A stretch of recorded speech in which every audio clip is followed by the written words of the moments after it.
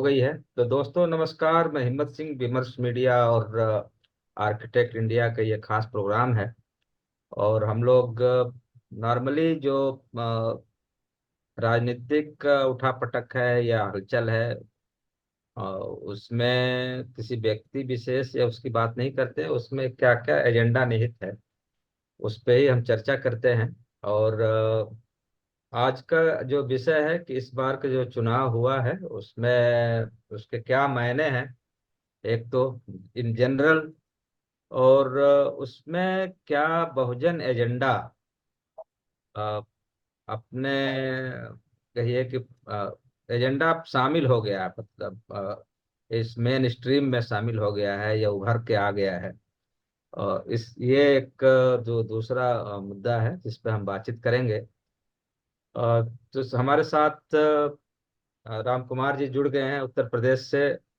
और इनको बहुत बहुत बधाई राम कुमार जी आपको, कि आपने जो बोला, मतलब हम्म, पत्थर की लकीर की तरह एक हम्म, बार बोल दिया तो बोल दिया। हम्म, सारे अनुमान या हम हम्म, लोग की दिल की धड़कनें तेज हो गई थी कि क्या होगा। लेकिन आप जहाँ थे वो उससे टस से मस नहीं हुए, और वही उभर के आया हम्म, कि उत्तर प्रदेश ने एक नई राह दिखाई है। तो पहले तो अ, जो चुनाव का रिजल्ट हुआ उस पर थोड़ी सी आपसे हम प्रतिक्रिया जानना चाहेंगे। हम्म, और क्या, और एक तो लहर और अंडर करेंट्स और ओवर करेंट्स तो आप बता ही रहे थे कि क्या क्या है। एक आपने बताया था कि मुजफ्फरनगर से संजीव बालियान साहब कहे थे कि यदि सरकार की मेहरबानी रही तो 50,000 वोट से हारेंगे, हम्म, और नहीं रही तो 2.5 लाख वोटों से। हम्म, लेकिन लग रहा है कि मेहरबानी थोड़ी और कम हो गई, तो 34-35 हजार वोट से वो हम्म, हारे हैं। तो नगीना सीट के लिए आपने बहुत पहले बोल दिया था कि चंद्रशेखर जीत के आ रहे हैं। हम्म, इतनी एक्यूरेसी, मतलब हम तो जानते ही हैं कि जो जुड़ा हुआ है, जो खास करके जो स्थानीय जो क्या कहते हैं समीकरण होते हैं किसी भी प्रत्याशी को जिताने हराने के लिए, उसकी नब्ज आप जानते हैं। तो एक बार फिर से हम दर्शकों के लिए भी हम आपसे जानना चाहेंगे कि फिर से एक चुनाव, खास करके अखिलेश यादव काफी मजबूती से उभर के आए हैं, और जो आपका भी अनुमान है, इसमें सामाजिक समीकरण कैसे कैसे बनते रहे, बिगड़ते रहे।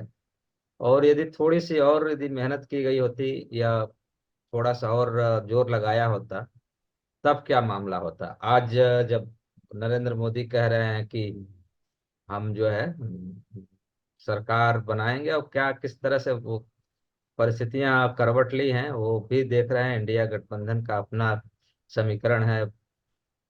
तो अब आपके हवाले।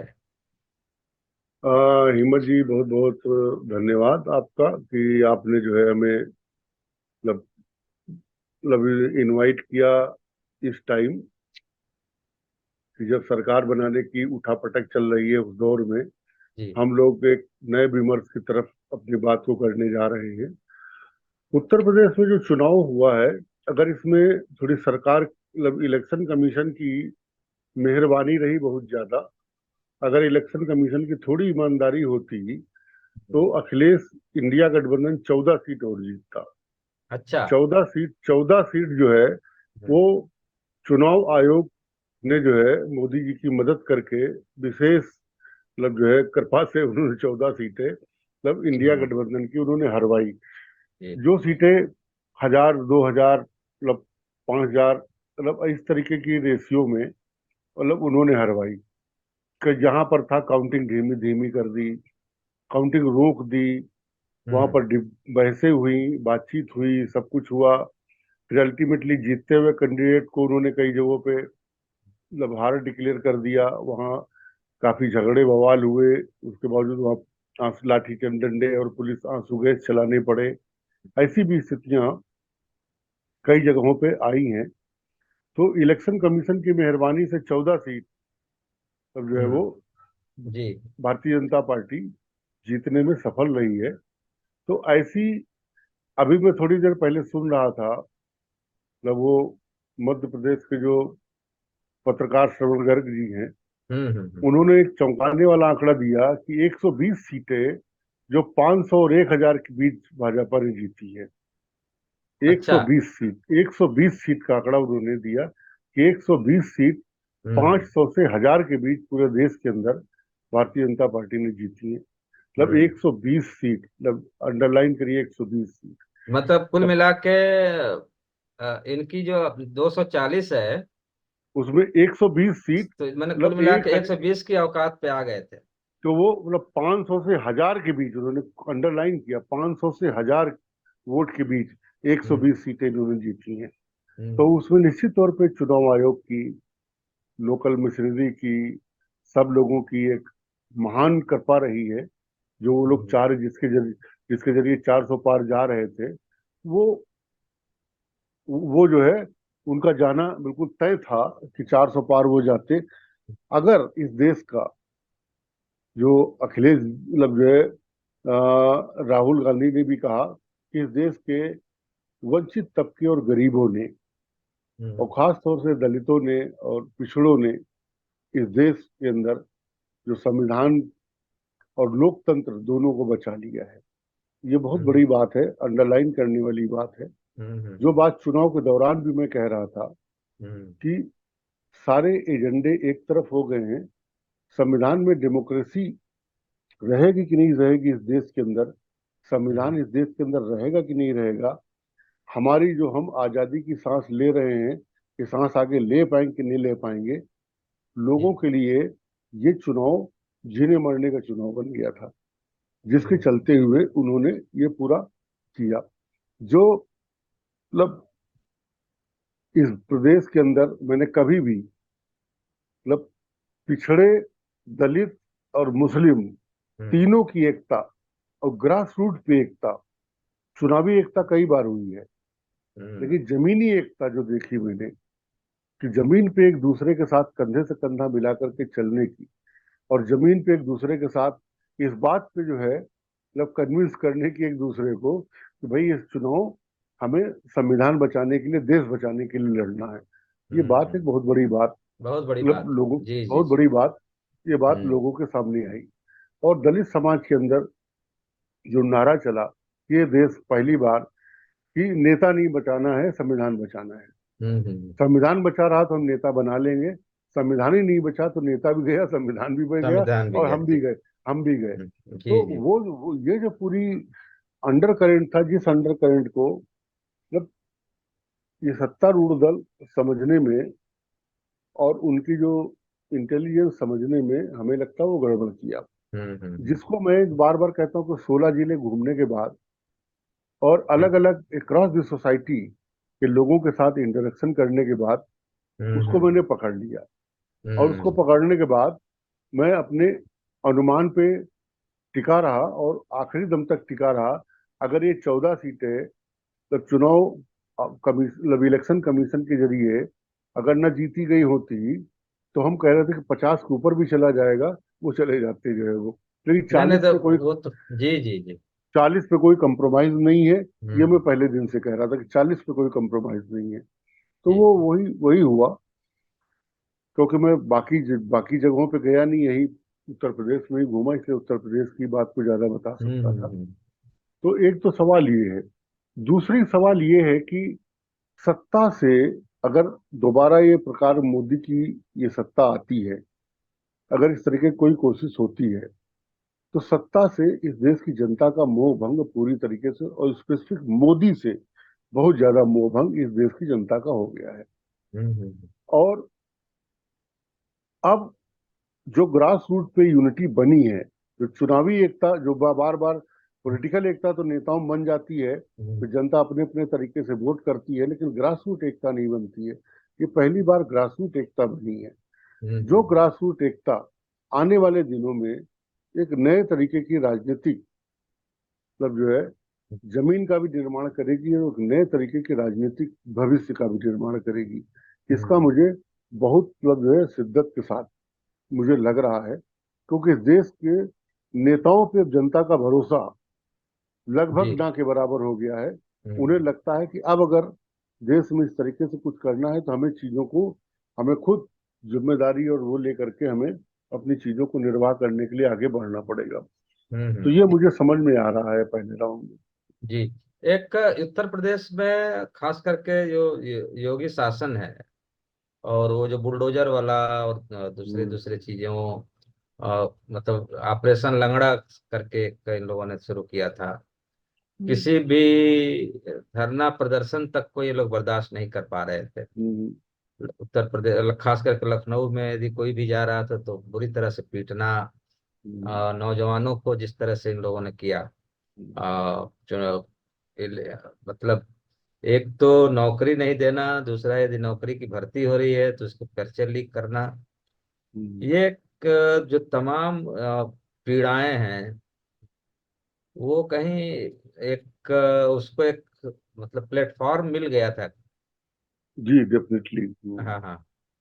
और जहां मान लीजिए कि मतलब जहां जहां बीजेपी जीती है, अ, जो भी हो, 34 है या 35 है? 34 है। 34 है। हम्म, तो वहां भी शायद मुझे लगता है खेल तो हर जगह हुआ होगा मुझे लगता है, लेकिन जहां बहुत ज्यादा मार्जिन है वहां से ये लोग कर हम्म। नहीं पाए। नहीं, वही वही हुआ जो है, वो बहुत ज्यादा हम्म जहाँ मार्जिन था।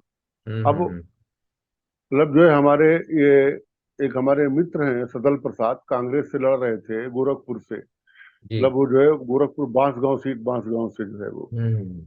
अब वो बांस जीत, मतलब कोई भी राउंड ऐसा नहीं था जो वो हारे। अच्छा। शुरू से ले आखिर तक हर राउंड जीते, और आखिरी में वो 2-3 हजार से हार गए। हम्म।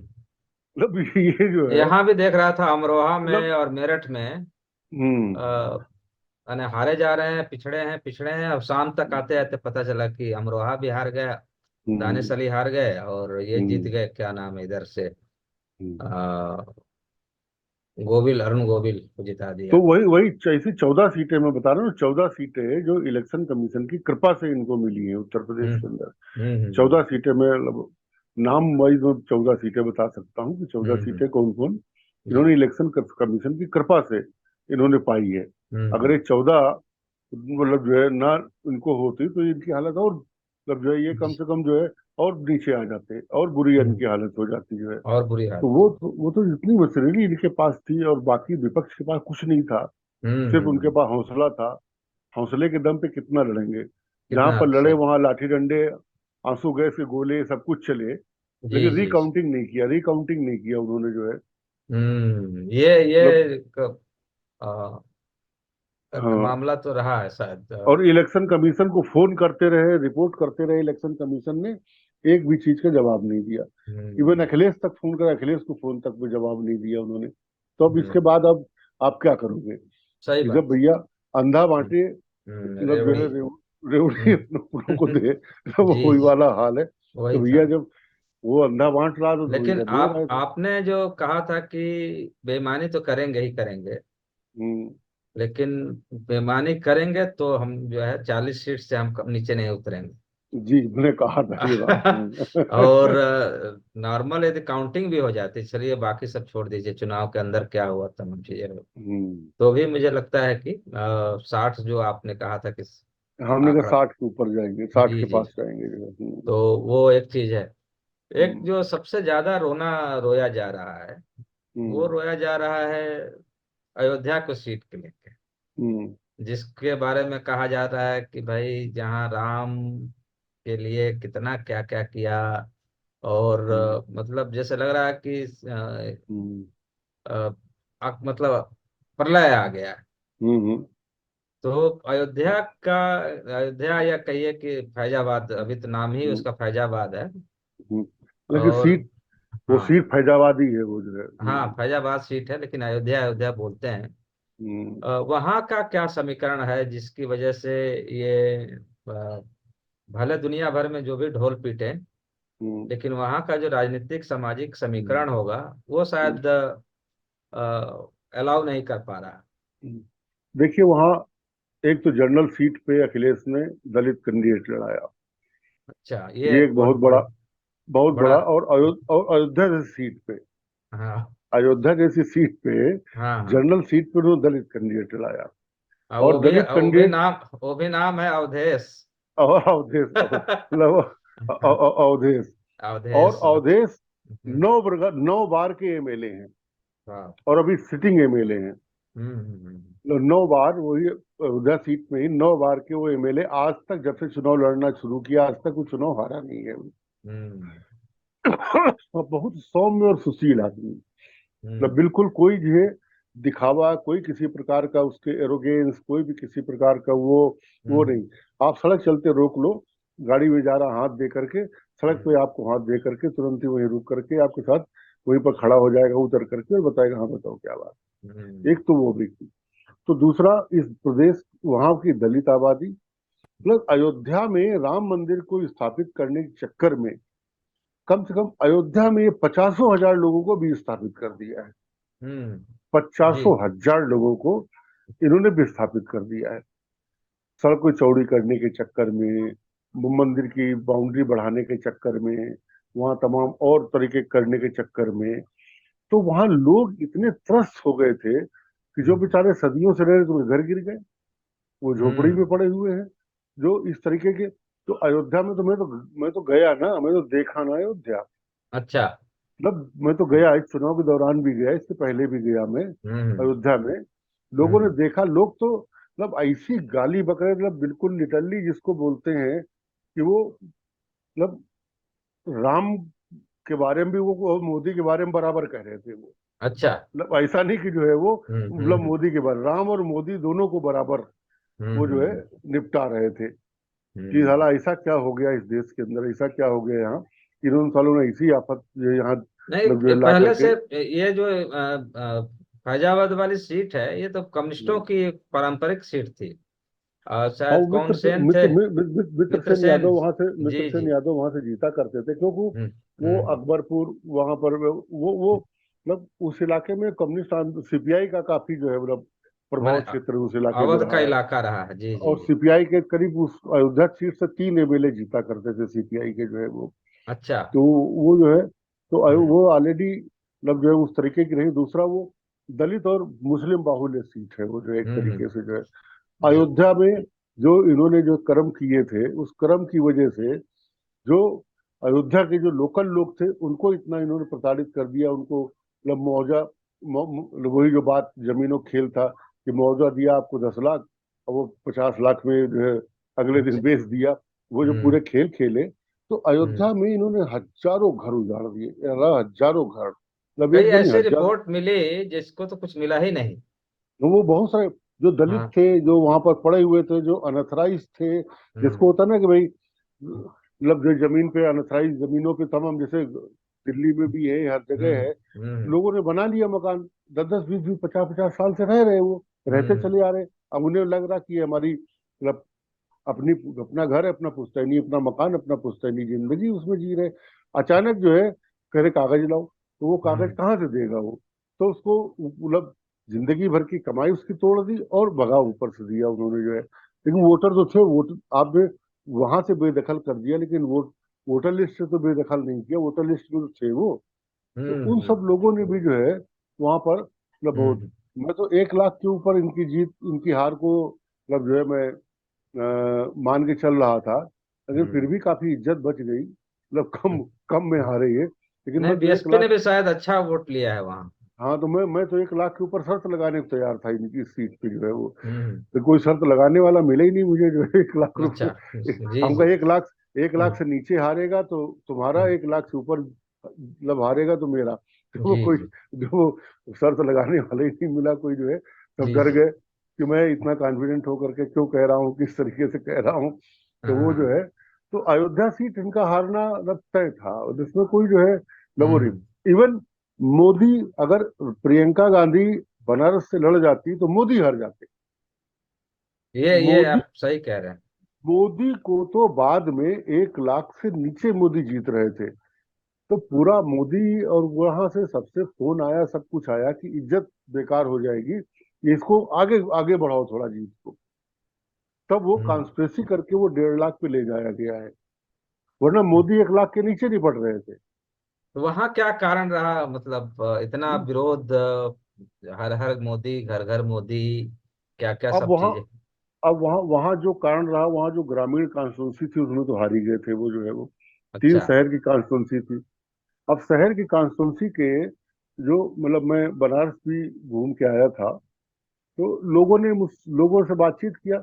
उन्होंने कहा भैया ऐसा प्रधानमंत्री क्यों चाहिए मुझे, हम्म। कि मैं दुकानदारी करता हूँ, सब्जी लगाने वाला, रेड़ी वाला, जो लोकल दुकानदार है, जो थोड़ा दिहाड़ी वाला करता है, कल प्रधानमंत्री का आने का प्रोग्राम डिक्लेयर हुआ, वो साली मार्केट पूरी बंद कर दी गई, हम लोग घर के अंदर बंद कर दिया गया, बस धंधा बंद।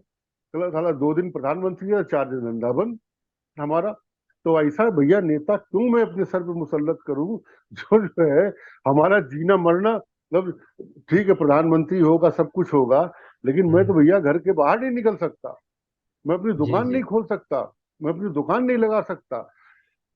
तो ऐसा प्रधानमंत्री, मतलब ऐसा, मतलब वो कि जिस जिस इलाके से गुजरना है, 4 दिन से उस इलाके में, मतलब वो पूरी दौड़ शुरू हो जाती थी पुलिस की उसकी, सब दुकानें बंद करो, सब वो करो सारा, मतलब कल पूरा कर्फ्यू लगा दिया जाता है, हम लोग घर के हम्म। अंदर बंद करें। तो ऐसा प्रधानमंत्री हमें नहीं चाहिए किसी कीमत पे, ऐसा हमें रिप्रेजेंटेटिव अपना नहीं चाहिए किसी कीमत पे, इसलिए इसको हराना है नीतीश कुमार जो है वो। तो एक हम्म। तो ये बहुत बड़ा मतलब वो था। दूसरा, उन्होंने करीब 150 मंदिर, जो वहाँ पुराने मंदिर थे, जिसमें हम्म। लोग छोटे छोटे जो शिव के मंदिर, इधर मंदिर, सारे मंदिर जो वहाँ जी, हुआ कई करते थे, देवताओं के थे उसमें, जी कई जी। देवताओं के मंदिर हुआ करते थे, करीब हम्म। 150 करीब मंदिर तोड़े। तो 150 परिवारों को तो उन्होंने वैसे कर दिया।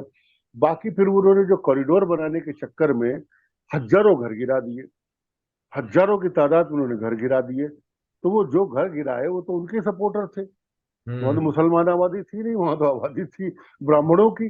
घर गिराए उनके गिराए, मंदिर गिराए उनके गिराए, जो हम्म। बिजनेस कर रहे, व्यापार कर रहे, वो सब उनके। तो ये कई कारण मिला करके मोदी के खिलाफ कि भैया ऐसा, मतलब प्रधानमंत्री बना करके हम अपने सर पे क्या करें, जो हमारे विनाश के लिए जो है, मतलब हम अपने हम्म। विनाश के लिए मतलब ऐसा प्रतिनिधि चुने। जी तो भैया जी जी। अपना विनाश मतलब जो है रोको, नहीं, और एक इसको दूसरा, भगाओ, एक चीज भगाओ वहाँ यहाँ से। गुजराती बनाम लोकल का भी मामला शायद हो गया था क्या, वो मतलब वो एक। वो वो तो वो तो हम्म। वो तो अयोध्या में भी चल रहा था, वो वहां हम्म। भी चल रहा था। अच्छा। गुजराती बनाम लोकल का, कि हम्म। वहां कुंभ लगेगा, जितने टेंट के ठेके सब गुजरात के लोगों को मिलेंगे।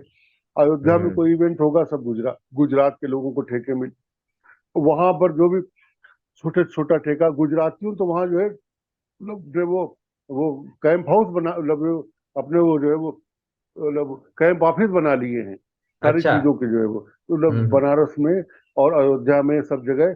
और जमीनों की खरीद फरोख्त सारी चीज सब जो है, प्लाटिंग, और जो है वो मतलब जो है वो नई, वो जो है वो हाउसिंग सोसाइटी बनाना, सब कुछ करना सारा सब हम्म। गुजरातियों के यहाँ। तो वो तो गुजरातियों का एक खेल है, वो तो है ही है।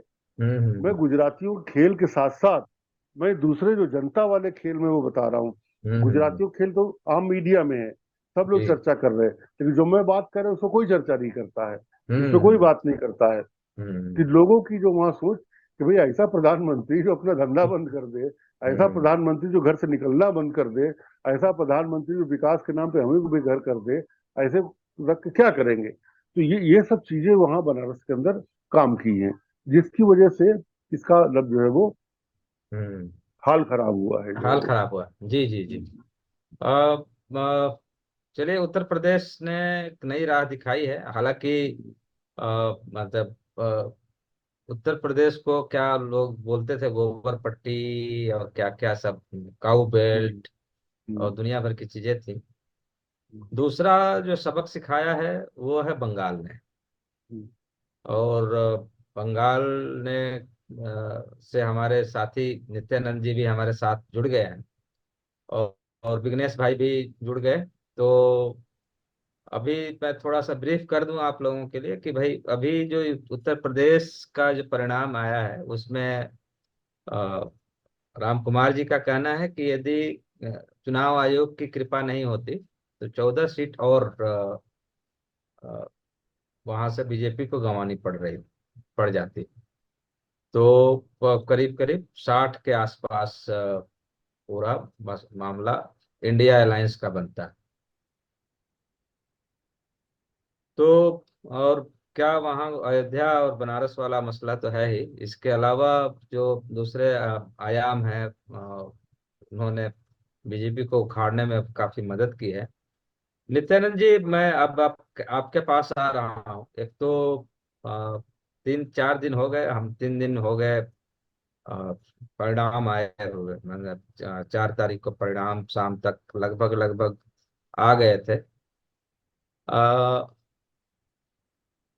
उसके बाद वहाँ की क्या स्थिति है, और थोड़ा सा कैसे पूरा जो रिजल्ट का जो आपको अंदाजा होगा कि मतलब कैसे आया, क्या हुआ, और 12 पे आके रोक देना बहुत बड़ी बात है। और जबकि पूरी आप बोलते थे कि कितनी बटालियन फोर्स लगा दी गई है। थोड़ा हम जानना चाहेंगे कि क्या रहा वहाँ बंगाल का, क्योंकि आप वहाँ से डायरेक्ट जुड़े हुए हैं तो ज्यादा बेहतर बता पाए। हाँ नहीं, पहले तो नमस्कार राम कुमार सर और विघ्नेश सर को भी।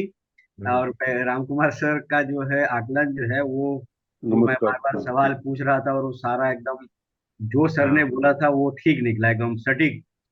नहीं वही कह रहे हैं, दो लोगों ने कहा था कि एक ज्योतिषी हैं, 4 PM पे आते हैं, राजीव नारायण शर्मा। तो उन्होंने कहा था कि जब आने लगा, क्या बोलते हैं, आपका एग्जिट पोल, तो उन्होंने कहा कोई बात नहीं, आने दो, ये सब स्टॉक एक्सचेंज का मामला है, ये हार रहे हैं। तो वो उन्होंने कहा था कि हार रहे हैं, लेकिन उससे ज्यादा सटीक जो राम कुमार जी ने बताया कि इतनी सीट तो आनी ही आनी है, तमाम बेईमानियों के बावजूद भी। और उससे ज्यादा ही बढ़ गया, 40 बोले थे, लेकिन टोटल कितना हो गया है, टोटल 44 44। 44 हो गया। तो उससे बढ़ गया, बढ़ के ही आया। नहीं जी जो ठीक है नितिन। वो, हाँ, क्योंकि मेरा ज्योतिष या इस तरह किसी चीज में भरोसा नहीं है, मैं तो जमीनी आदमी हूँ। तो मैं मैं केवल कॉन्फिडेंस की बात कर रहा मैं राम कुमार सर का ही वो भरोसा कर रहा हूँ। हूँ। हाँ, और कॉन्फिडेंस की बात कर रहा तो हूँ जी। इसलिए जो है मैं तो उनका ही भरोसा करूँ जो हमारे फील्ड के हमारे साथी। हाँ अगर हाँ, विघ्नेश जी बोलते तो मैं वो भरोसा करूंगा ना। नहीं ये एकदम ज्योतिष सही ज्योतिष बात। के एक का मानूंगा, कल को दूसरे का मानना पड़े। हाँ हाँ। क्योंकि मैं ये मानता हूँ कि इस देश में मोदी से बड़ा ज्योतिष कोई नहीं है ना। ठीक है। तो उनको मालूम भी था। खैर, जो आपने एक बात कही, मैं बंगाल को बता रहा हूँ, लेकिन जो आप लोग बात कह रहे थे ना कि 14 सीटें चुनाव आयोग का, हम्म उसमें इंडिया को हराने में मायावती का योगदान बहुत बड़ा है, इसको याद रखिएगा। बस आगे फिर हम्म उन्होंने जो कैंडिडेट 16, कम से कम 16 सीटें उनकी वजह से इंडिया गठबंधन को नहीं मिली। ठीक है, हम्म मायावती की वजह से। क्योंकि उन्होंने कैंडिडेट ऐसे ऐसी जगह पे खड़े किए थे जहां पे वोट कटा गया। ठीक है। हम्म बंगाल के बारे में देखिए, बंगाल के बारे में अंतिम उसमें भी मैंने कहा था कि मुझे सूत्रों से खबर मिली है, भाजपा के सूत्रों से, कि 4 सीटें तो कम से कम ये लूज कर रहे हैं। 4 सीटें का एक मुझे पक्का था। और चुनाव के बाद जो उन्होंने कार्यकर्ताओं को संबोधित किया और प्रेस से सवाल किया, प्रेस और अभिषेक का, उनको देखेंगे तो ममता इतनी ज्यादा कॉन्फिडेंस दिख रही थी, ममता बनर्जी इतनी ज्यादा कॉन्फिडेंस शायद ही मतलब इस दौर में किसी नेता को इस तरह से, और निर्भीक तौर पे वो उसी तेवर में थी। और उन्होंने कहा कि दो एक जो एक सीट है दक्षिण, उसका जो दिनाजपुर या कहीं एक सीट वो हारे थे, तो उसका कह रही थी वो क्यों हारे वो बता रही थी। लेकिन जहां जहां हारे वहां पे मार्जिन देखेंगे तो एक दो को छोड़ के बाकी जगह मार्जिन जो है बहुत ज्यादा कम है। बहुत हम्म कम मार्जिन है। 5-6 हजार के मार्जिन से वो हार मिली है। लेकिन इनका वोट शेयर बढ़ा है और ग्रामीण क्षेत्रों में भी इनका वोट शेयर अब बढ़ गया है, पहली बार। और जो मैंने जिक्र किया था, दो फैक्टर जो है कि इन्होंने सबसे बड़ा वर्ग जो है बंगाल की महिलाओं का जो वर्ग, इन्होंने निसंदेह महिलाओं के लिए बहुत ज्यादा जमीन, कोई भी आके इसको देख सकता है आज की तारीख में भी, हम्म बिना किसी उसके, तमाम राज्य की जो महिलाएं हैं वो इनके समर्थन में है और इन्होंने बहुत ज्यादा काम। जो यहाँ पे अपोजिट मतलब जो राजनीति करते हैं, जो मैं आपको शुरू में बोल रहा था कि जो वाम की राजनीति है, ममता पे यहाँ पे दोहरे हमले थे। एक तो सेंट्रल का हमला, सेंट्रल की सारी फोर्सेस और आयोग का, और जिस तरह से 7 चरणों में चुनाव कराया गया, उसके अलावा जो वाम खेमा था, और उसका नतीजा मैंने आपको एक बार इससे पहले एक शो में मैंने कहा था कि अधीर रंजन ने कहा था कि बेलगाम रॉकेट है जो मिसाइल नहीं छोड़ देते, हम्म। उसका खामियाजा उनको भुगतना पड़ा। तो इनको दो तरफा हमले इनको झेलने पड़ रहे थे। एक तो बीजेपी का था, सेंट्रल का, 3 तरफा हमला के, ये सेंट्रल का, उसके अलावा ये जो यहाँ पे राज्य स्तर पे ममता ने बहुत स्पेसिफिक कर दिया कि कांग्रेस का हमला, लेकिन उसने कहा कि इसमें सेंट्रल की जो यूनिट है उसका कोई हाथ नहीं है, कि मैं दिल्ली को हम्म। दोष नहीं देती, लेकिन यहाँ का जो क्षेत्रीय जो है, और कि बीजेपी से पैसा लेके इन्होंने किया। उसी तरह से जो वाम का मैं कह रहा था, मेरा जो लास्ट रिपोर्ट छपा था, आपने देखा था इसमें, मैंने फॉलो स्टोरीज में जो लंबी रिपोर्ट की थी ग्राउंड में, जी इसमें जी। मैंने बकायदा कहा था कि किस तरह से वाम लगातार जो है बीजेपी से ज्यादा हमला वो ममता पे कर रहे, मतलब उनका हमला जो है ममता के ऊपर था। तो उसका खामियाजा उनको मिला, क्योंकि जो वेलफेयर स्कीम है, भ्रष्टाचार के ऊपर वो वेलफेयर स्कीम भारी पड़ा। दूसरी बात, करप्शन के ऊपर जो है ये हावी हो गया आपका जो सांप्रदायिकतावाद। तो हम्म। सांप्रदायिकता को बंगाल के लोगों ने स्वीकार नहीं किया, और वो कभी स्वीकार नहीं करेंगे। एक वर्ग जरूर है, ध्रुवीकरण जरूर हुआ, इससे कोई इनकार नहीं है।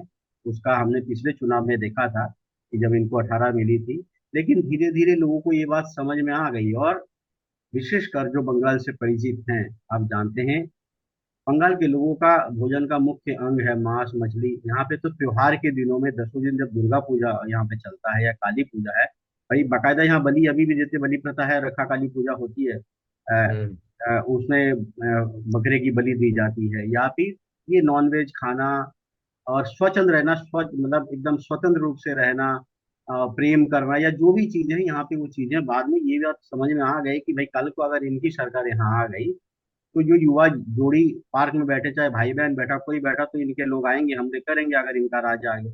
ये बात हम्म। बेसिकली ये समझाने में टीएमसी कामयाब हुई। दूसरी बात है कि जो सेंट्रल ने जो किया है कि जो फंड रोकना, चाहे मनरेगा का हो, चाहे आवास योजना का हो, ये तमाम चीजें, क्योंकि आपने देखा है कि ममता ने सबसे ज्यादा टीएमसी की रैलियां रही हैं, 4,000 की, कुछ 4,000 से ज्यादा की रैलियां इनकी रही। तो ये गांव गांव और घर घर तक ये गए। और जो अभी विपक्ष कुछ आरोप लगा रहे थे कि बूथ कैप्चरिंग और फला फला, तो उन्होंने बाकायदा साफ कहा कि भाई इस राज्य की पुलिस तो थी नहीं वहां पे, हम्म। सेंट्रल फोर्स से आप लगा के किया, 7 चरणों में चुनाव किया। उसके बाद अगर आप ये कहते तो उसमें तो मैं कुछ कह, तो सेंट्रल कर। दूसरा है कि जो बांग्लादेशी और घुसपैठियों की बात की है, तो ये सवाल यहाँ पे लोगों तक पहुंचा, लोग पूछने लगे हैं कि भाई बॉर्डर मैनेजमेंट किसके हाथों में, क्या वो हम्म। राज्य का मसला है? हम्म। वो राज्य का मसला तो नहीं। तो ये कन्वे करने की बात है कि एक चीज को आप कन्वे कैसे करते हैं, इन मुद्दों को आप कन्वे कैसे करते हैं। लेकिन जो हम्म। सबसे ज्यादा फायदा मिला है, वो ममता की जो नीति है, जो वेलफेयर जी। स्कीम है, जो सामाजिक वो रहा है लड़कियों के लिए, महिलाओं के लिए, या अन्य वर्ग के लिए जो किया है। भले ही यहाँ पे वो मुद्दे रहे हों, बेरोजगारी का, डेवलपमेंट का, ये मुद्दा है, ऐसा नहीं है, उससे जो उनको कम वोट मिला वो उसका असर है। बावजूद हम्म। इसके ममता वो चीजें कन्वे करने में, रिटर्न करने में, आप देखिए संदेश खाली में जो जमीनें ली गई थी, इससे पहले भी जब इनकी कट मनी का वो लगा था, तब उन्होंने पैसे वापस करवाए थे नेताओं को। अभी हम्म। संदेश खाली का जो मसला है, जिसमें जमीन का जो मसला है, वो उसका जो इन्वेस्टिगेशन चल रहा है महिलाओं वाला, वो तो चल ही रहा है, लेकिन जमीन का जो मसला है, वो जमीन वापस कर रही है, हम्म। लोगों को लौटा रही है, और उसका जो भी कंपनसेशन होगा वो शायद वो देंगे, और या उसकी जो जहाँ पे ये सब पानी भरा गया है, नमकीन पानी वगैरह, तो उसकी भरपाई वो करेंगे। ये शायद मतलब जमीन वापस वापसी की अभी तो खबर है, तो अच्छा जमीन अच्छा। वापस कर देंगे जिनकी जमीनें ली गई है। तो ये हम्म। एक बड़ी बात होती है कि कोई राज्य सरकार आए और तुरंत अपनी चीजों को स्वीकार करते हुए उसमें वो एक्शन ले, तो ये भी है। दूसरा है कि एक महिला मुख्यमंत्री, उसका भी एक ये फैक्टर है। तो ये कुछ फैक्टर्स हैं जिसके कारण ममता के प्रति जो है वो विश्वास बढ़ा है, कम नहीं हुआ। जिसको बीजेपी कोशिश कर रही थी वो नहीं हो पाया है। और जो मैंने एक रिपोर्ट में बाकायदा कहा था कि एक पान वाले की दुकान से मैंने पूछा कि ऐसा कैसे हुआ, तो उन्होंने ये कहा कि भाई एक समय में 2019 में जब है, लोग चाह रहे थे कि बदल दे, लेकिन उन्होंने सोचा कि अगर बदल देंगे तो हमारी जो सोच है, हमारा जो खान पान है, हमारी जो संस्कृति है, उसमें जब बंदिश आने लगेंगी तो हम उसे बर्दाश्त नहीं कर पाए। और हम्म। बार बार एक बात का जो रिपीटेशन है, तमाम लोगों से मैंने अगर 100 लोगों से बात की, तो उसमें से ये मानिए कि 70 लोगों ने ये कहा कि सांप्रदायिकता यहाँ नहीं, बंगाल को सांप्रदायिकता स्वीकार नहीं, हम सब हिंदू मुस्लिम, क्योंकि नजरुल को भी उसी तरह से मानते जैसे रविंद्रनाथ को मानते हैं। ठीक है, हम्म। ये बंगाल की कल्चर, मतलब कल्चर रही है। ठीक है, इस तरह से कि और यहाँ पे फेस्टिवल्स में तमाम जगह पे आप देखेंगे कि मुसलमान भी उतने ही उत्साह से भागीदार होते हैं जैसे हिंदू होते हैं। वो सज धज के तमाम चीजों पे आते हैं, तो यहाँ कोई भेद उस तरह की चीजें नहीं। तो ये कुछ हम्म। फैक्टर्स थे। जी लेकिन जी। जो मैं जो बोलना चाह रहा था, जो मैं अभी देख रहा था, जब मैं कैमरा ऑन किया था, आप देखोगे मैं मोबाइल पे कुछ देख रहा था, वो है कि बहुत सीरियस मैटर है कि एक चुनी हुई सांसद को आज चौथे दिन में एयरपोर्ट पे एक, मैं सब सीआईएसएफ की जवान कह रहे हैं, लेकिन मैं कह रहा हूँ ये किसान की बेटी ने थप्पड़ मार दी।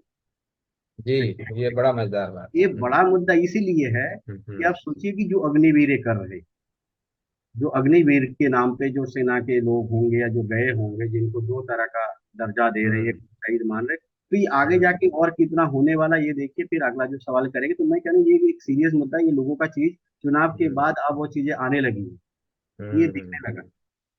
ये मेरा कहना था, अगर और कुछ बंगाल के बारे में पूछना है तो पूछिए। नहीं, बंगाल के तो हो गया, लेकिन अभी अ, पता चला है कि एक ही ड्रेस में सुबह से शाम तक प्रधानमंत्री, अब तो प्रधानमंत्री नहीं है, नरेंद्र मोदी हैं। तो नरेंद्र मोदी देखे गए हैं वहाँ लुटियन जोन्स में। भाव भंगिमा बदल गई है। तो अब क्या मतलब, ये समझा जाए कि अब उल्टे दिन शुरू हो गए हैं। नहीं, बिल्कुल, देखिए उसका एक कारण है ना कि पहले आप देखें कि 2014 से लेके 2019 तक में वो इस ताकत में थे कि उनके पास जो मतलब जिसको वो एनडीए कह रहे थे, उसमें कहीं हम्म। एनडीए का नाम आपने कितनी बार सुना, या हम लोगों ने कितनी बार सुना, हमें तो याद भी नहीं, हमने नहीं सुना। एनडीए की बातें नहीं होती थी, हर चीज में मोदी की गारंटी, भाई वो जिनकी जो मीडिया है। इवन बीजेपी का भी नाम नहीं सुनते थे। बीजेपी का भी नाम नहीं सुनते थे। उसमें ये हम्म। रहता था कि भाई मोदी जिताएंगे वर्ल्ड कप, मोदी जाएंगे वहाँ चंद्रमा पे, मोदी मोदी ये करेंगे, तो सब कुछ मोदी का था, गारंटी मोदी का था। तो ये हम्म। जो मोदी एम भी है तो एम कर रहे थे। तो अब जी। मोदी को दो दो एन चाहिए, नीतीश और नायडू चाहिए। हम्म। और नीतीश और नायडू जो है, चंद्रबाबू नायडू जो है, ये बहुत ही समझदार पॉलिटिशियन है। पॉलिटिशियंस बहुत समझदार पॉलिटिशियंस है, और चंद्रबाबू नायडू का रिकॉर्ड जहाँ तक हम हैं, हम जानते हैं, हमने देखा है। हम जब शुरुआती दौर में जब यंग पत्रकार थे उस वक्त हमने, और मैं तो हैदराबाद लंबा समय रहा हूँ ना, तो मैंने चंद्रबाबू के काम को बहुत करीब से देखा है। चंद्रबाबू अपने क्षेत्र के लिए या अपने राज्य के लिए या फिर बाकी सब, वो उन चीजों पे उनके टाइम में कभी उन पे सांप्रदायिकता का आरोप नहीं लगा, वो बर्दाश्त नहीं करेंगे, पहली बात। दूसरी बात, अगर उनकी मांगे पूरी नहीं होती, खबरें जो आ रही है सूत्रों से कि कुछ चीजें उन्होंने मांगी हैं, एक तो स्पीकर पद मांगा है। हम्म। ठीक है। सिमिलरली नीतीश कुमार के पास अब मौका है, उनको याद आएगा ना कि वो स्पेशल राज्य का और तमाम चीज, तो इसमें बार्गेनिंग होगी। तो जब हम्म। बार्गेनिंग में आप बैठ गए, अगर मैं आपके साथ ये करूँ कि मेरे बगैर आप चल ही नहीं पाएंगे, आपको 272 चाहिए, इन दोनों का मिला के 28 सीटें हैं, 12 16, तो 28 सीटें ये है। उसके बावजूद इनको सीटें कम पड़ रही हैं। तो किसी भी हाल में उपचुनाव भी अगर कहीं होते तब भी इनकी इतनी सीटें नहीं आएंगी, उतनी सीटें नहीं है, तो इनको सीटें तो आने वाली नहीं है। तो ऐसे में अब जो है ये मोदी की सरकार तो है ही नहीं। ये सरकार कुल मिला के कही जाएगी गठबंधन की सरकार है, लेकिन उसमें जो मेन प्ले रोल करने वाले ये दो नेता करने वाले, जिनके उसमें हम्म। करने वाले। तो अब ये है, तो ऐसे में वो बेचारा क्या सोच रहा है कि मैंने बहुत कर लिया, अब कहाँ वो तपस्या जो करने गए थे कैमरा वैमरा लेके, अब वो अपनी तस्वीरें देखेंगे। देखिए मनोविज्ञान होता है ना, मनोविज्ञान विघ्नेश सर अच्छी तरह समझाएंगे, विघ्नेश सर बहुत अच्छी तरह समझाते हैं कि हम्म। मनोविज्ञान में क्या होता है ना कि अ, आप देखते होंगे ना कि बार बार हम आईना देखते हैं अपनी पुरानी चीजों के बारे, या प्रेमिका चली जाए अगर, तो हम तस्वीरें या उन चीजों को याद करते हैं, अगर हम बहुत क्रूर नहीं हुए, है ना, अकेले में बहुत दिखा। लेकिन ये व्यक्ति तो हर तरह से क्रूर भी है। तो क्रूरता में आदमी, भाई हिटलर को हमने जितनी फोटो देखी है, हिटलर की सारी फोटो तो हमने सैनिक वर्दी में देखी है ना, ज्यादातर वही उसी ड्रेस में, या फिर दो या तो सूट में होते थे या फिर सैनिक वर्दी में उनकी फोटो जाती। ठीक है ना। तो हम्म। लेकिन इनके तो इतनी तस्वीर, ये कौन सी तस्वीर देखेंगे और किस किस को दिखाएंगे। ठीक है। तो वो विष्णु नागर की कविता है ना कि तुमको हम्म। बहुत लोग मिले हैं उसे सहलाने वाले, पीछे चलने वाले, लेकिन कोई एक ऐसा तुम्हारे पास नहीं है जो कह सके जब तुम बीमार हो जाओ कि लो पानी पी लो, है ना। या कोई हम्म ऐसा आदमी नहीं नहीं मैं नहीं बनाया तुमने दोस्त कि जो कहे कि बहुत अच्छा आदमी। तो ऐसे आदमी, मानसिक इनकी मानसिक स्थिति आप उस हालत में नहीं, क्योंकि देखिए जब आप डोमिनेट करते हैं, आपकी आदत हो जाती है, आप डोमिनेशन मूड में रहते हैं ना, तो उसके बाद आपको ये चीजें बर्दाश्त नहीं होती, तो अभी उस स्थिति में पहुंच गए हैं जो बहुत सारी कहानियों में हम कहते हैं ना कि फलाने किया, हिटलर ने किया, वो किया। तो मुझे डर है कि कहीं ऐसी कुछ घटना ना हो जाए, क्योंकि ये हम्म चीजें बर्दाश्त नहीं होती। जिसने एब्सोल्यूट पावर देखा हो, जिसने उस मनमानी तरीके से चीजें की हो, जब उससे वो चीजें छीन जाती है, जब वो मोहताज हो जाता है, तो वो मानसिक रूप से स्थिर नहीं रह सकता वो व्यक्ति। ये जी जी, बहुत बहुत धन्यवाद विघ्नेश भाई, आप आए। और अच्छा लगा कि अ, 4 तारीख को तो हम लोगों की मुलाकात हुई थी। और कई लोगों का दबाव भी था कि आज आप लोग लाइव करिए, लेकिन एक तो थकान दिन भर की। कल भी सोचा था कि कर लिया जाए, लेकिन वो हुआ नहीं। चलिए उस पर हम अलग से बात करेंगे। अभी जो सिनेरियो है, अब पहले वाले नरेंद्र मोदी को भी देखे हैं, और 2002 से पहले वाले नरेंद्र मोदी को भी देखे हैं। केशु भाई पटेल, और क्या क्या नाम था वो जो, जिनको हटा के इस तरह से, और कैसे कौन कौन सी ताकतें उनके पीछे थी। और जब आए तो फिर तो किसी को भी नहीं छोड़ा, अपने गुरुओं तक को नहीं छोड़ा, तो बाकी को तो क्या करें। अब आ गए हैं अपने उसमें, कहिए कि अकड़ जो है आ गई है अब ठिकाने। आपका नरेंद्र मोदी कैसा आप देख रहे हैं, मतलब छह बहुत। महीने में, जबकि दो दो बड़े दिग्गज दो बड़े दिग्गज जो है, एक तो उनको रिप्लेस कर ही दिए हैं, क्या बोलते हैं, जो तस्वीर में देख रहा था, इनको मोटा चलो, भाई लोग बोलते हैं, नीतीश अमित कुमार। अमित, हाँ, चाणक्य बोलते हैं जी। वो 3-4 लोगों के बाद में खड़े दिखाई दे रहे थे। तो इन जी तस्वीरों से अब क्या बनता हुआ नजर आ रहा है? क्या अभी भी लग रहा है कि नरेंद्र मोदी शपथ ले पाएंगे प्रधानमंत्री का? जी, बहुत इंटरेस्टिंग सवाल है और बहुत ही गूढ़ सवाल है ये। जी लेकिन इस पे जाने से पहले मैं एक मतलब कुछ सेकंड्स का वक्त लूंगा राम कुमार जी के चरणों में निवेदन प्रणाम करने के लिए कि उन्होंने जो सटीक भविष्यवाणी की। और हम्म भविष्यवाणी तो आखिरी दिनों में अ, हमारे नित्यानंद जी का भी एकदम लगभग सटीक हुआ।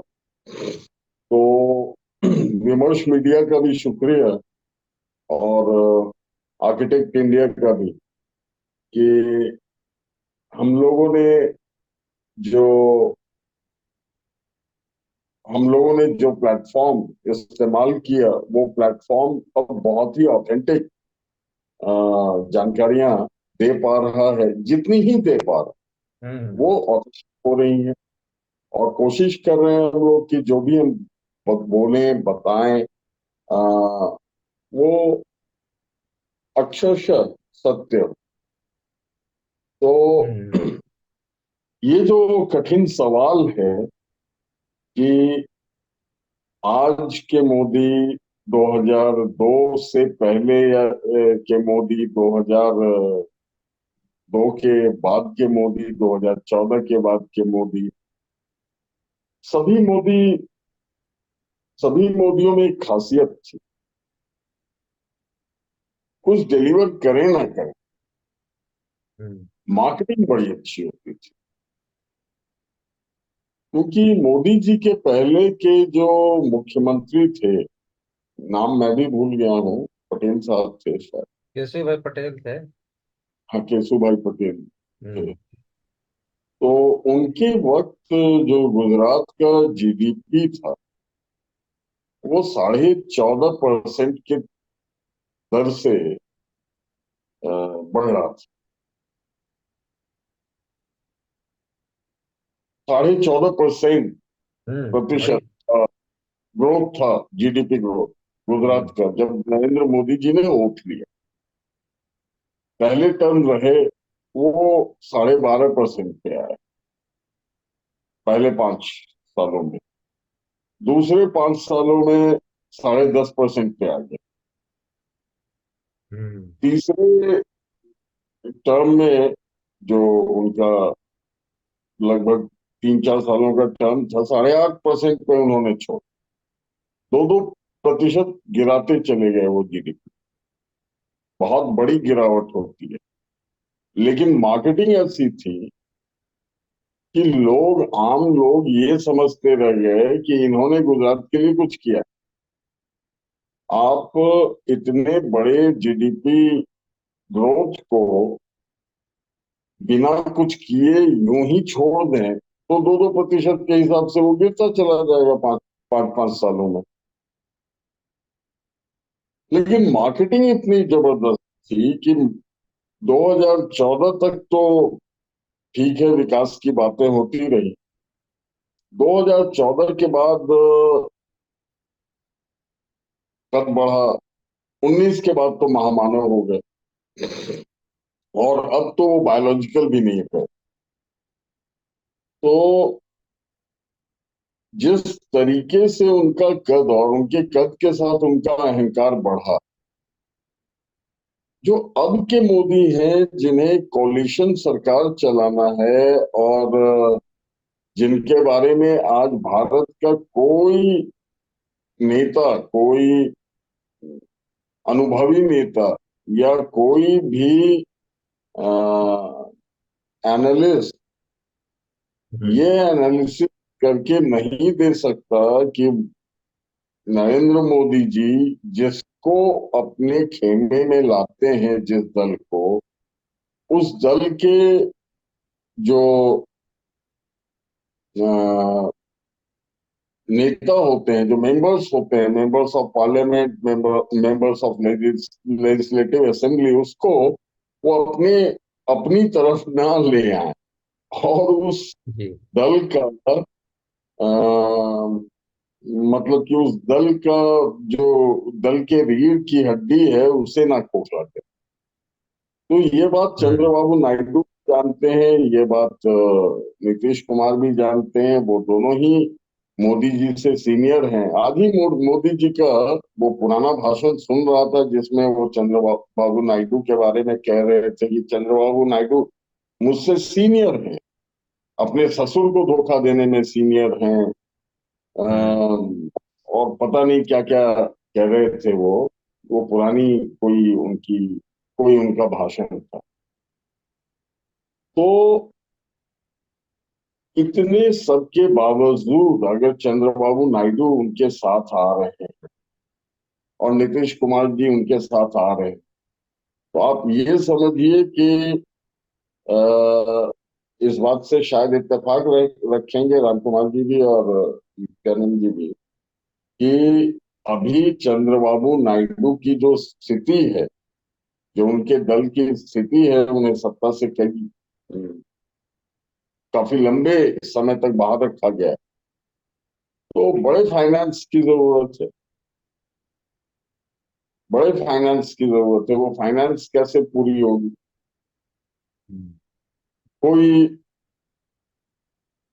स्पेशल पैकेज मिले आंध्र को, जी। कोई स्पेशल पर्सनल पैकेज मिले या पॉलिटिकल पैकेज मिले, और इस तरह की चीजें। उसके अलावा नित्यानंद जी ने एकदम सही कहा कि सेक्युलरिज्म से समझौता वो करेंगे, इसमें संदेह। तो कुल मिला जुला करके जो अभी, अब अफवाह कहें या जानकारी, जो खबरें छन छन के आ रही हैं कि उन्होंने मुस्लिमों के लिए 4% आरक्षण की मांग की है, तो वो आगे ये बात खुलेगी हम्म। कि मांग की है या नहीं, और क्या क्या उनकी मांगे क्या हैं, अंदरूनी तौर पे उनकी मांगे क्या है। नीतीश कुमार जी का जहां तक सवाल है, तो नीतीश कुमार जी के बारे में वो तो फॉर्मल है कि जेडीयू प्रवक्ता केसी त्यागी जी ने डिमांड किया है कि जो अग्निपथ योजना है, अग्निवीर वाली जो पॉलिसी है, उसको खारिज किया जाए। हम्म। और उसके साथ अग्निपथ जी। योजना के साथ शायद जेडीयू समझौता नहीं करना चाह रही। ये हो गया। हम्म। तो कुल मिला जुला करके मोदी जी शपथ लेंगे या नहीं लेंगे, इस पे तो हम लोग कुछ नहीं बोल सकते, लेकिन विपक्ष ये जरूर चाहेगा कि मोदी जी शपथ लें। हम्म। मोदी जी शपथ लें और कोalition गवर्नमेंट, जिसे ठगबंधन कहा करते थे मोदी जी, अ, हम्म। उसका स्वाद चखें। हम्म। क्योंकि अ, उनके विक्टिम कार्ड खेलने के स्किल से अ, विपक्ष वाकिफ है।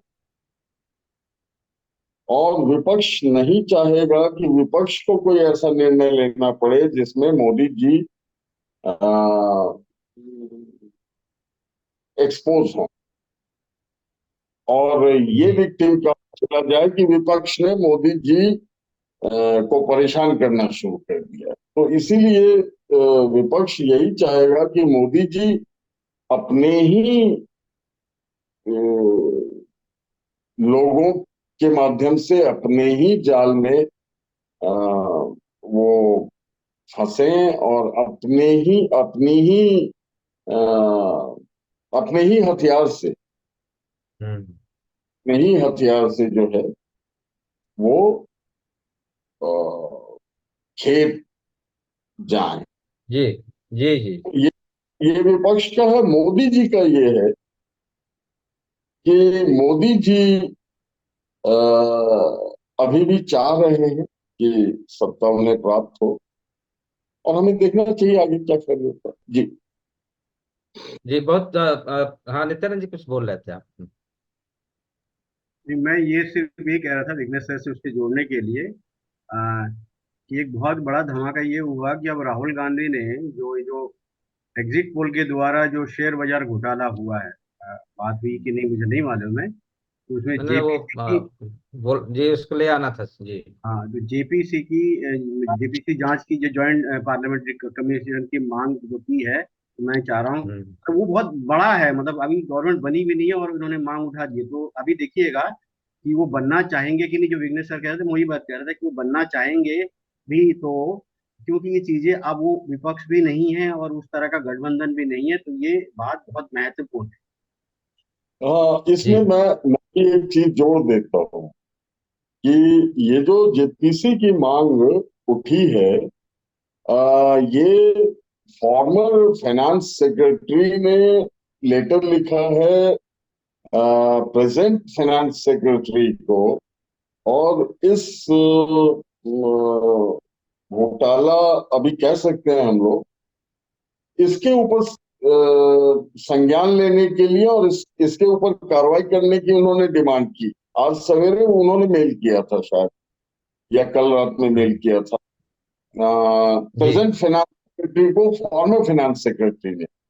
और ये बातें पूरी तरह से जो इंटेलेक्चुअल सर्कल था उसमें चल रहा था, 1 तारीख से ही चल रहा था, क्योंकि जिस तरह से अमित शाह जी ने और नरेंद्र मोदी जी ने, इन दोनों ने अपने अपने इंटरव्यूज में ये कहा था कि लोगों को शेयर खरीद लेना चाहिए, क्योंकि 4 तारीख को उन्होंने, 1 तारीख या 2 तारीख के स्टेटमेंट में ये कहा था कि आज के बाद 4 तारीख को शेयर बहुत ज्यादा उछाल मारेगा, इसलिए लोगों को खरीद लेना चाहिए।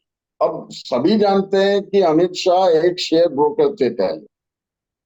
तो अगर वो चैनल पे जाके, वो और खुद नरेंद्र मोदी जी दोनों ने चैनल्स पे जाके बोला कि आप लोग शेयर्स खरीद लीजिए, 4 तारीख को बड़ा उछाल मारेगा, जी। लोगों ने उनकी बात सुन करके शेयर खरीदी होगी तो वो तो डूबे होंगे, क्योंकि बहुत बड़ा 12,500 करोड़ या पता नहीं कितने का वो 30 लाख, 30 लाख करोड़ का नुकसान हुआ है, मैं बता दे रहा हूँ आपको। 10 लाख करोड़ का मार्केट को नुकसान है। नहीं नहीं, मैं बता रहा हूँ, उसमें ये हुआ क्या कि जो आज राहुल गांधी का वो जो देख रहा था, उसमें एक एक पॉइंट वाइज दिखाया गया कि मोदी ने बाकायदा इंटरव्यू में ये कहा था, उनका जो वाक्य था कि ये जो शेयर मार्केट देख रहे हैं ना, इसका रिकॉर्ड टूटेगा, ये एकदम उसमें चला जाएगा। तो और यही नुकसान जी ने। और अमित शाह ने कहा कि खरीद लेना चाहिए, 4 तारीख को हम्म, उसको होगा। और उसके जी हाँ। बाद 1 तारीख को जो गया, वो जो ट्रेडिंग हुई है उसमें जो है जो चुनिंदा लोगों को फायदा पहुंचा है।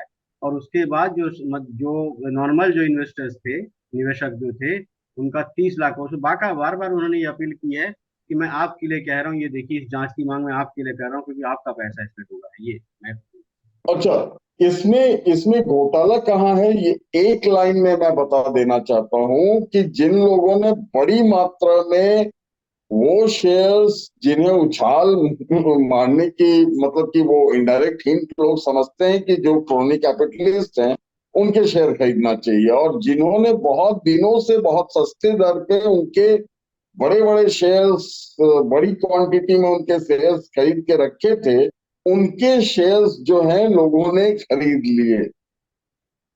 हम्म। जो मुनाफा हुआ 1 तारीख के, मतलब एग्जिट पोल के उछाल में, वो उन्हें हुआ जो टोनी कैपिटलिस्ट के शेयर रख रहे थे, और जो लॉस हुआ वो उन्हें जी हुआ जिन्होंने मोदी जी और अमित शाह जी की बातों पे यकीन किया जी।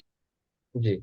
नहीं, आज ये तो बात हो गई, और चूंकि रिजल्ट आ ही गया है, और कुछ लोग कह रहे हैं कि एक तो चुनाव आयोग नहीं होता, तो अ, चुनाव आयोग ने 20 सीट उनको दी है। फिर लेवल प्लेइंग फील्ड, या उसके पहले जिस तरह से विपक्षी पार्टियों के साथ इन लोगों ने जो काम किया, हरकतें की, उनको एक तरह से पंगु बनाने की कोशिश हुई, उसने 20 सीट का किया। इस तरह से कुल मिला के मतलब ये हो रहा है कि 120, या जो राहुल गांधी ने बोला था कि 150 सीट से ज्यादा ये नहीं ले आ सकते हैं। तो वो भी एक आकलन है, जिस उस पर हम अलग से बात करेंगे। आज जब हम हाँ, बात करना चाहें जी। एक पंक्ति में मैं उनकी उनकी बातों का समर्थन कर दूं कि अभी तो हम लोगों ने कैलकुलेट नहीं किया है, लोगों ने भी ठीक से कैलकुलेट नहीं किया है। एक आंकड़ा सर्कुलेट हो रहा था कि लगभग 130 सीटों पे जो मार्जिन है जीत और हार हम्म, का, वो हम्म। 100, 500 और 1000 वो अभी सीट राम कुमार जी ने बोला था जी, राम कुमार जी का ने है। बताया था। हाँ, श्रवण गर्ग जी जी। लेकिन अभी उसकी ऑथेंटिसिटी चेक की जानी है। एक बार जी आंकड़ा स्पष्ट तौर पे ऑथेंटिक सोर्स से आ जाए, फिर इस पे भी हम लोग जी। नहीं, इस जी। पे आ, श्रवण आ, गर्ग ने आज जो है अपनी बात कही थी। उन्होंने हम्म। जो है मतलब जो है 500 से 1000 के बीच 120 सीट का आंकड़ा उन्होंने दिया कि ये हाँ, जो एक है सौ 120 सीट का आंकड़ा उन्होंने दिया। 120 सीट जो है वो 500 और 1000 के बीच भारतीय जनता पार्टी ने जीती है जो है। और श्रवण गर्ग हम्म। मतलब सीनियर पत्रकार है, वो फर्जी बात नहीं बोल सकते हैं। मतलब दूसरे लोगों को तो मैं उम्मीद कर सकता हूँ श्रवण गर्ग जी से, ये उम्मीद नहीं कर सकते कि वो जो है हल्की बात बोले। और इसमें एक जी चीज जी। और भी जोड़ देना चाहिए कि 150 कलेक्टर्स को फोन करने का आरोप जो है वो गृह मंत्री जी पे लगा था कि छोटे मार्जिन वाले सीट्स जिताओ। हम्म, हम्म। जी नहीं, एकदम जी। सही कह रहे हैं। मैं थोड़ा अब आ रहे हैं थोड़ा दूसरे विषय पे। ये तो हो गया, अभी थोड़ा सा आकलन है, और इस पे जी, मतलब और लोगों को भी हम जोड़ेंगे अगले अगले सत्र में, अगले जब ये करेंगे, विमर्श करेंगे। आज जब बात कर रहे थे, तो हमारा जो पहला वो था कि इस चुनाव के मायने क्या है। मतलब 10 साल बाद एक तो ये कि बयार थोड़ी सी वही है, जिसमें थोड़ी सांस लेने की स्थिति आई हुई। तो एजेंडा मूल रूप से क्या था जो कनेक्ट कर पाया लोगों को। मतलब उसमें कौन सा सामाजिक समूह जो है, मतलब एक कहिए कि इंडिया गठबंधन के साथ बहुत कंफर्टेबली आने के लिए तैयार हुआ। तो मैं जो इसमें एक बहस के लिए भी है कि क्या बहुजन एजेंडा जो है इस बार अ, एक प्रमुखता के साथ, बहुजन एजेंडा का मतलब शोषित, वंचित, उत्पीड़ित जो सामाजिक समूह हैं, अ, उनकी उनकी जो कहिए कि भागीदारी सत्ता में भी और तमाम साधन संसाधनों में भी, जो कहीं ना कहीं एक उभर के आ रही थी लगातार पिछले 8-10 सालों में, और इसी पे सबसे ज्यादा हमला भी हुआ। तो वो कहीं एजेंडा इस बार के चुनाव में दिखा है? यदि दिखा है तो क्या उसके आने वाले समय में, आज चूंकि अभी इंडिया अलायंस अभी उतना सीट नहीं ले आ पाई कि सरकार सीधा सीधा बनाने के लिए कह पाए, या बीजेपी भी नहीं ले पाई, लेकिन जो उसका प्री पोल अलायंस है उसमें स्वाभाविक रूप से अभी भी वो बहुमत से ऊपर है। लेकिन वो एक अलग कहानी है। कहानी यह है कि क्या इस पूरे चुनाव में, जैसे जाति जनगणना का मसला है, और ये जो बात उठाना कि तमाम जो जहाँ नियंत्रण करने वाले जो भी बॉडीज हैं या जो निकाय हैं, उनमें दलितों की, पिछड़ों की कोई भागीदारी नहीं है। और वो एक मतलब राहुल गांधी का इस लाइन को ले आना, क्या ये मतलब दलितों का, आदिवासियों का, वंचितों का, मुस्लिम समाज का, मुस्लिम समाज के लिए कि भाई मोहब्बत की दुकान खोलो, मतलब सामाजिक जो ताना बाना जो बिखर गया है। तो पहले तो हम इसी पे बातचीत करेंगे। राम कुमार जी, आप तमाम जो शुरुआत से लेके और खास करके जो पहली यात्रा थी राहुल गांधी की, उसको भी आपने बहुत नजदीक से देखा। उसके बाद दूसरी यात्रा को भी आपने, उसमें कौन कौन से सामाजिक समूह के लोग या कौन कौन से नागरिक समाज या सिविल सोसाइटीज के लोग अपने आप को देख पा रहे थे। और इस बार चुनाव से पहले जो तमाम रणनीतियां देखी या तमाम मंचों पे उपस्थिति आपने देखी होगी लोगों की, तो आपका क्या आकलन है इसको लेके? अ, देखिए, जो अभी जो मौजूदा जो सिनारियो बन रहा है, जो बना है, नंबर एक बात जो नित्यानंद जी कह रहे थे कि सांप्रदायिकता को उस पूरे देश की पूरी मतलब जो है पॉलिटिक्स में जो है इस बार सब जगह नकारा गया। और उत्तर प्रदेश में भी मैं देखा, उत्तर प्रदेश तो उनका सारे जितने भी उनके भारतीय जनता पार्टी को खाद पानी देने वाले भगवान, वो सारे उत्तर प्रदेश के अंदर ही हैं। मतलब काशी, मथुरा, मतलब जो है हम्म। बनारस, मतलब सब सब अयोध्या। उत्तर, मतलब हम्म। अयोध्या, सब सब उत्तर प्रदेश के अंदर ही, सारे उत्तर प्रदेश के अंदर ही सारे उनके भगवान हैं वो। और मैं मतलब इसलिए उत्तर प्रदेश की जनता को मैं थोड़ा मतलब उनके बीच काम करता हूँ, रहता हूँ, तो थोड़ा समझने की कोशिश करता हूँ। मैं पूरी तरीके से समझ गया हूँ, समझ जाता हूँ, ऐसा मतलब मेरा कोई वो जी नहीं जी। है। 92 में मतलब मुझे मतलब जो है वो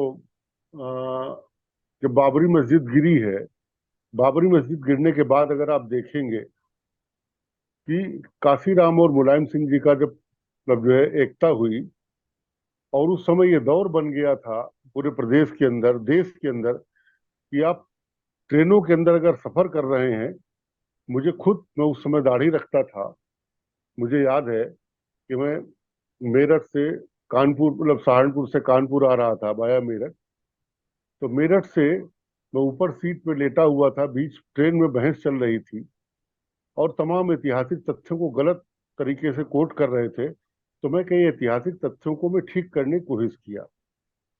तो उस समय कश्मीर में वो मतलब जो है वो आतंकवादियों वाला मामला, वो बिरयानी और वो सब जो पूरा चल रहा था, वो हम्म। उस समय वो दौर चल रहा था, उस दौर की बात है वो।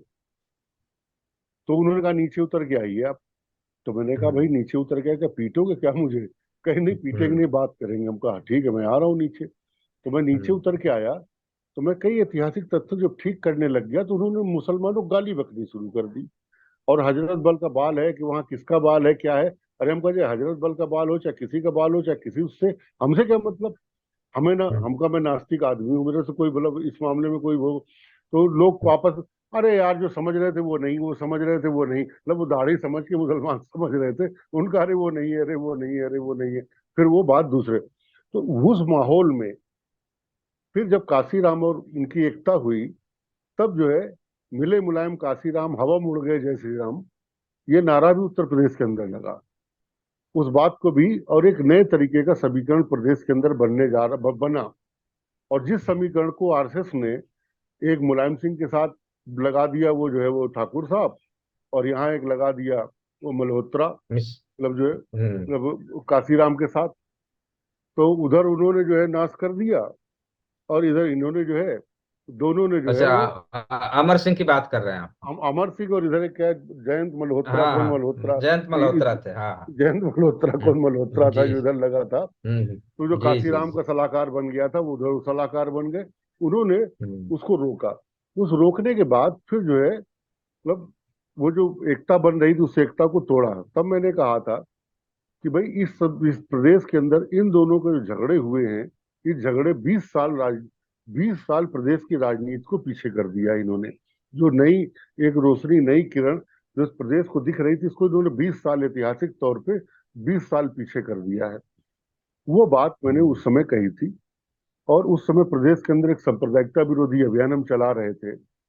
और बाई चांस के बाद अटल बिहारी नॉमिनेशन कराने जा रहे थे एनडीए सरकार का दूसरे दौर का, मतलब वो एक तो एनडीए वन, मतलब वो यूपीए वन और यूपीए, उनका जो एक क्या, वो जो साइनिंग इंडिया वाले में हाँ हाँ, वो नॉमिनेशन कराने तीसरा जा था। रहे थे। तीसरा था, नॉमिनेशन जी कराने जा रहे जी। थे। तो तेरह बाई दिन चांस के बाद, 13 महीना।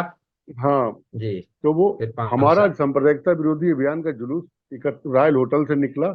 और उसी के दूसरे सड़क के दूसरी तरफ अटल बिहारी का सेंट्रल कार्यालय था, नॉमिनेशन कराने के लिए जा रहे थे। दोनों जुलूस आमने सामने हो गए। और वहीं पर नारे लगने लग गए कि भारतीय भाजपा तेरी कब्र खुदेगी उत्तर प्रदेश की धरती पे। और उधर से हम्म। उन्होंने नारे लगाने शुरू किए भाजपा। अटल बिहारी निकल करके आए, हमारे तरफ जो लोग थे उनको जो है जोड़ा, मतलब हाथ जोड़े। और उसमें एक अखिलेश मित्र थे, तो जो हमारे लोग नेतृत्व कर रहे थे, अरे पंडित जी आप इन लोगों को ले जाइए, मैं अपना जुलूस रोक रहा हूँ, आप आगे बढ़िए, मैं आपके पीछे चलूंगा। तो उसमें उस समय नारा दिया गया, वो हार गए थे, सब हार गए थे। उसके बाद जो स्थिति बनी, अब जाकर के वो स्थिति जो भारतीय जनता पार्टी ने आके जो पूरा किया, सांप्रदायिक जहर बोया, जाति जहर बोया, मतलब जाटो नान जाटो लड़ाया, यादव मतलब जो है और नान हम्म। यादव नान यादव लड़ाया। उन्होंने जो तमाम काम किए, अब जाके ये चुनाव पहली बार तमाम इन 10 साल के धक्के और लपेटे खाने के बाद, अब एक नए तरीके की, जिसमें सांप्रदायिकता को पूरी तरीके से नकार दिया कि बकवास कर रहे हैं बिना, मतलब सांप्रदायिकता को नहीं।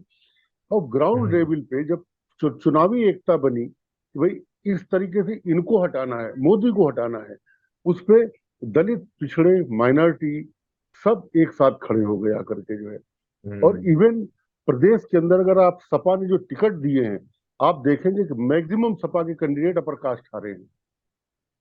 मैक्सिमम अपर कास्ट, इसका एक एनालिसिस करिएगा। मैक्सिमम अपर कास्ट जो पीडीए के तहत जिनके कैंडिडेट थे, लोग जो पीडीए जो फार्मूला ये याद किया था, जितने 44 की 44 हैं, सारे के सारे, दो चार को छोड़ दीजिए, बाकी सब इनके पीडीए के फार्मूले में निकल करके आए हैं। और जितने अपर कास्ट टिकट इनके थे, मैक्सिमम अपर कास्ट टिकट इनके, वो हार गए हैं वो। तो अब तो तमाम बहसें छिड़ने लग गई हैं इस लेवल पे भी कि अब पीडीए को ही प्रमोट करना चाहिए और इसमें फंसना नहीं चाहिए, इस ट्रैप में, इस पीडीए तो ट्रैप में। वही हुआ ना, पीडीए का मतलब ही तो हुआ कि बहुजन एजेंडा ही तो है एक तरह से। बहुजन, वही बहुजन एजेंडा, हाँ। बहुजन जी जी एजेंडा। जी।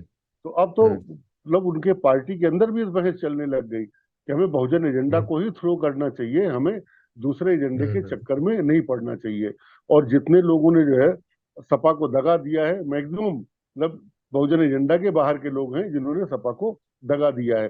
तो एक लेवल पॉलिटिकल लेवल पे ये हो रहा, दूसरे लेवल पे जो बात मैंने चुनाव के पहले भी कही थी कि एक हम लोगों के लिए एक नया रास्ता, एक नई चीज, हम लोगों को राजनीतिक हम्म समझ के लिए, सामाजिक समझ के लिए, प्लस करने के लिए, जो जातियों में विभेद और भेद और जातियों में जो वो सब पैदा किया है, वैमनस्यता पैदा की थी, इस चुनाव ने उस वैमनस्यता को मतलब कम से कम मैं कहता हूँ 50% कम कर दिया है। अगर अच्छा। 50% उस वैमनस्यता को इस चुनाव ने कम कर दिया है।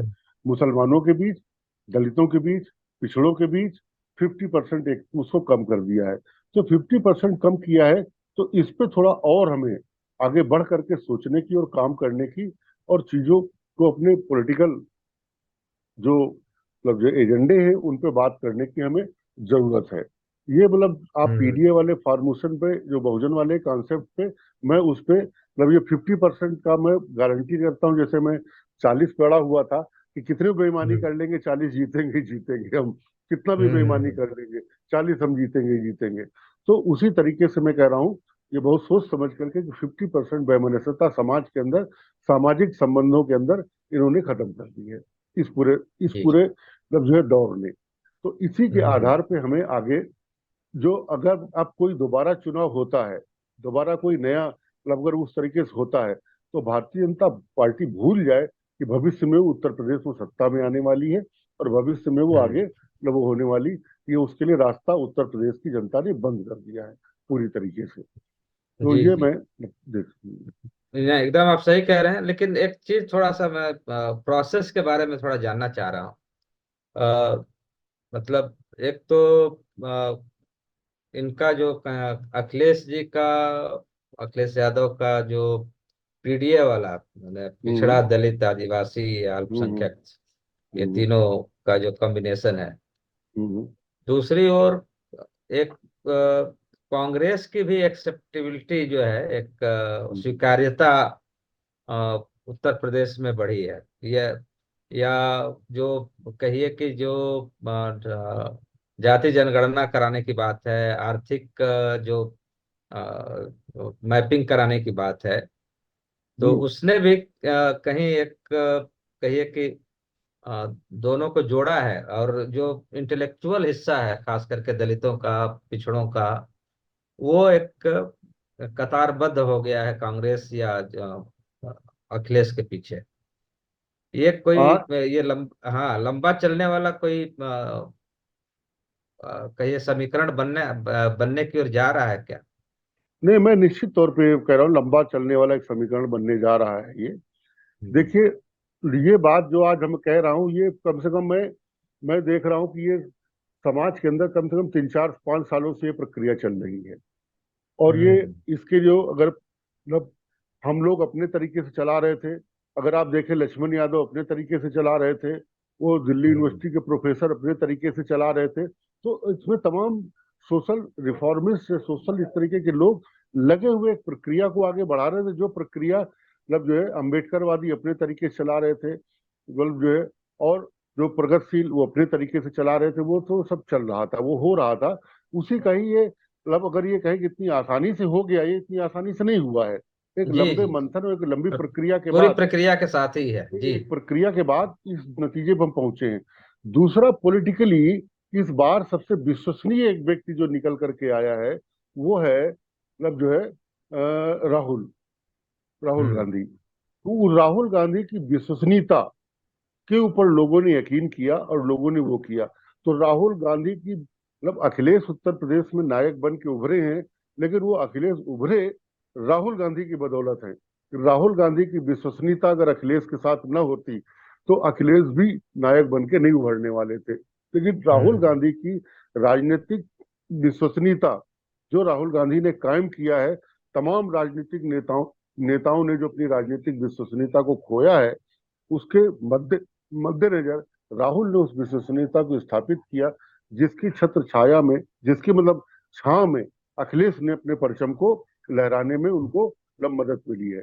क्योंकि दलित अगर जी। आंख बंद करके गया है अखिलेश के साथ तो वो राहुल का चेहरा देख करके गया है, मुस्लिम गया है तो राहुल का चेहरा देख करके गया है वो। लेकिन इस पूरी प्रक्रिया में जो सामाजिक मंथन होता है कि भाई जा तो रहे लेकिन एक मंथन भी चलता रहता है, एक अंडरकरेंट, उस मंथन का पॉजिटिविटी ये है कि जो है वो जो वैमनस्यता थी उसको उसने खत्म करने में और पर्टिकुलर एजेंडों के प्रति ला करके खड़ी कि भाई हमारी गुर्बत का जिम्मेदार कौन है, हमारे बीच नफरत का जिम्मेदार कौन है, हमारे पास संसाधन नहीं उसका जिम्मेदार कौन है, हमारे पास जो पूरे रिसोर्स जो जो आते हैं उसका जिम्मेदार, हमारा इलाज नहीं हो पा रहा है इसके जिम्मेदार कौन है। तो वो पर्टिकुलर ये तमाम और एजुकेशन सिस्टम से जो पूरा दलित और पूरा पिछड़ा जो पूरा बाहर हो रहा है कि कोई अब उत्तर प्रदेश की मतलब यूनिवर्सिटियों में हमेशा ये होता था कि कोई भी दलित मतलब जो है जा करके किसी भी यूनिवर्सिटी में दाखिला ले ले, 0% पे 0 फीस पे उसका एडमिशन होता था और स्कॉलरशिप मिलती, उस स्कॉलरशिप से उसका पैसा मतलब वो समाज कल्याण विभाग रिफंड कर देता था।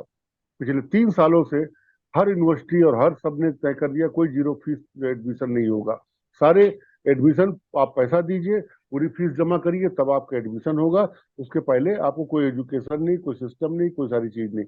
तो हजारों हजार लाखों लाख यूथ इस एजुकेशन सिस्टम से बाहर हो गया है, इस सारी चीजों से बाहर हो गया है।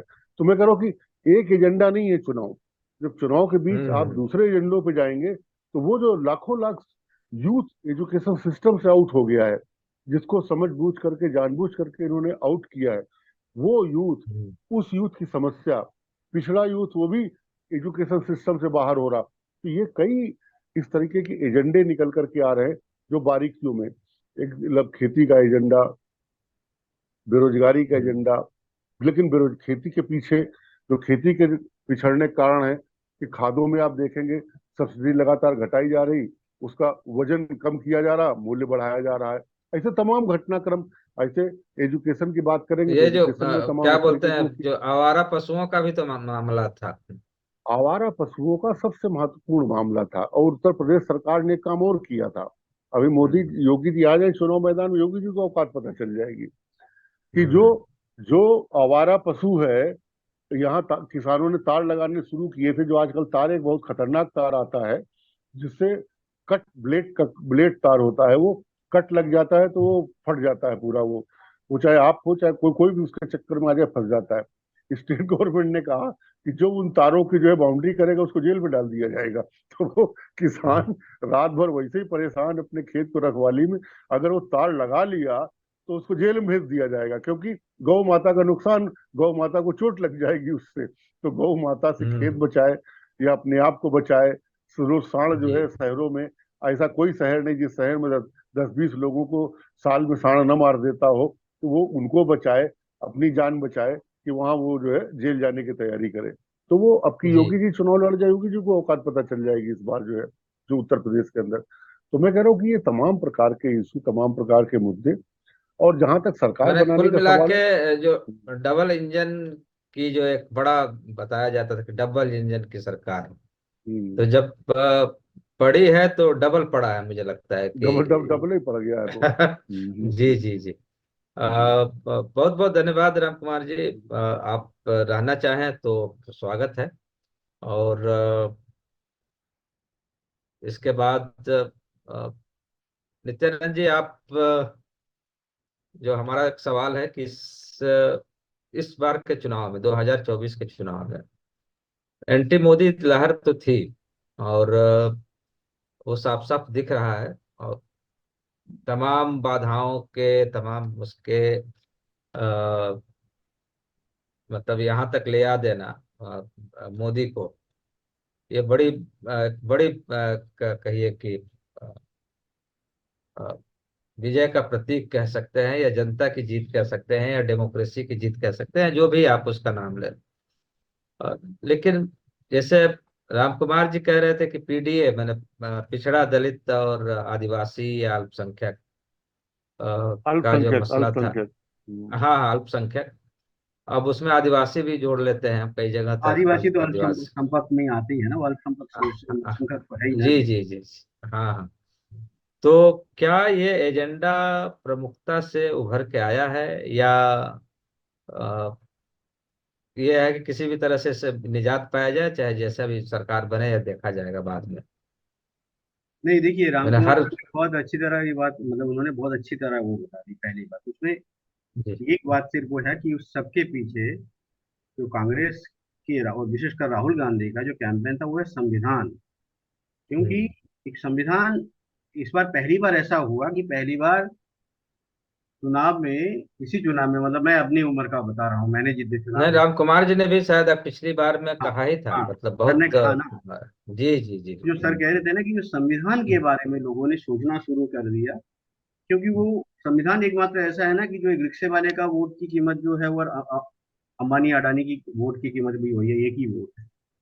तो ये जो जिस तरह से किया, और सर ने बहुत करेक्टली, रामकुमार सर जो बहुत करेक्टली ये बोले हैं कि इस पूरे चुनाव में अगर नेता के रूप में, या जिसको आप नायक कह दीजिए कि जो भाषा ये बोलते हैं, तो उसमें राहुल हम्म। गांधी सबसे ऊपर है। उसका कारण है क्योंकि इस बार के चुनाव में अखिलेश ने तो अपने पिता का रिकॉर्ड तोड़ दिया, नेताजी का रिकॉर्ड तोड़ दिया। जितनी सीटें उन्होंने जीती, इतनी सीटें तो मुलायम सिंह जी की भी नहीं आई थी, मैं पढ़ रहा था कहीं। और वो कह रहे थे कि इतनी जी जी। मुलायम सिंह साहब जब थे, उनकी भी, मतलब उनकी भी 35 से ज्यादा सीटें, 36 से ज्यादा सीटें उनकी नहीं आई थी। तो एक, मैक्सिमम 33 एक बार जी जी सर। हम्म। तो उसमें मैक्सिमम 33। ये इस तरह का जो आना है इस सब के पीछे, और सबसे बड़ी बात है कि उनकी दृढ़ निश्चयता जो है ना, वो डीगे नहीं, इतना कुछ हुआ है। और उनके साथ दोनों, मैं कांग्रेस को उस तरह से नहीं मानता हूँ, लेकिन मैं हमेशा ये मानता हूँ कि जो ट्रेडिशनल जो कांग्रेस है, राहुल की राजनीति उस कांग्रेस से पूरी तरह से अलग है। वो एक नई तरह की, मतलब कांग्रेस को, और उसकी मैंने पहले भी ये कहा ना कि व्यक्तिगत रूप से इस समय के जितने राजनेताओं को मैं देखता हूँ, तो मैं कंपेयर करता हूँ, मैं ये नहीं कहता हूँ कि पूरी तरह से, लेकिन मैं कंपेयर अगर करता हूँ तो मैं इन्हें मानता हूँ कि ये बहुत समझदार और बहुत ईमानदार, बाकी लोगों की तुलना में सबसे ज्यादा ईमानदार ये है। तो ये मैं मानता हूँ। दूसरा है कि वो जो बोलते हैं, और धीरे धीरे तमाम आलोचनाओं और तमाम चीजों के बाद इन्होंने ये चीजें सीखी है। जो आपका सवाल है कि वो सवाल तो है, उसे पूछने का है ही नहीं कि अल्पसंख्यक को, जो पीडीए का सर कह रहे थे, वो बेशक है। और उसमें एक और चीज थी कि जो सर कह रहे थे किसानों का, और देखिए, ये एक और जो जनरल कैटेगरी में जो लोग थे, जो भक्ति भी कर रहे थे, जिनको भगवान भी चाहिए था, या जो टीवी पे तपस्या देख रहे थे, तपस्या देखने से तेल का या दाल का दाम तो कम होगा नहीं, हम्म। है ना।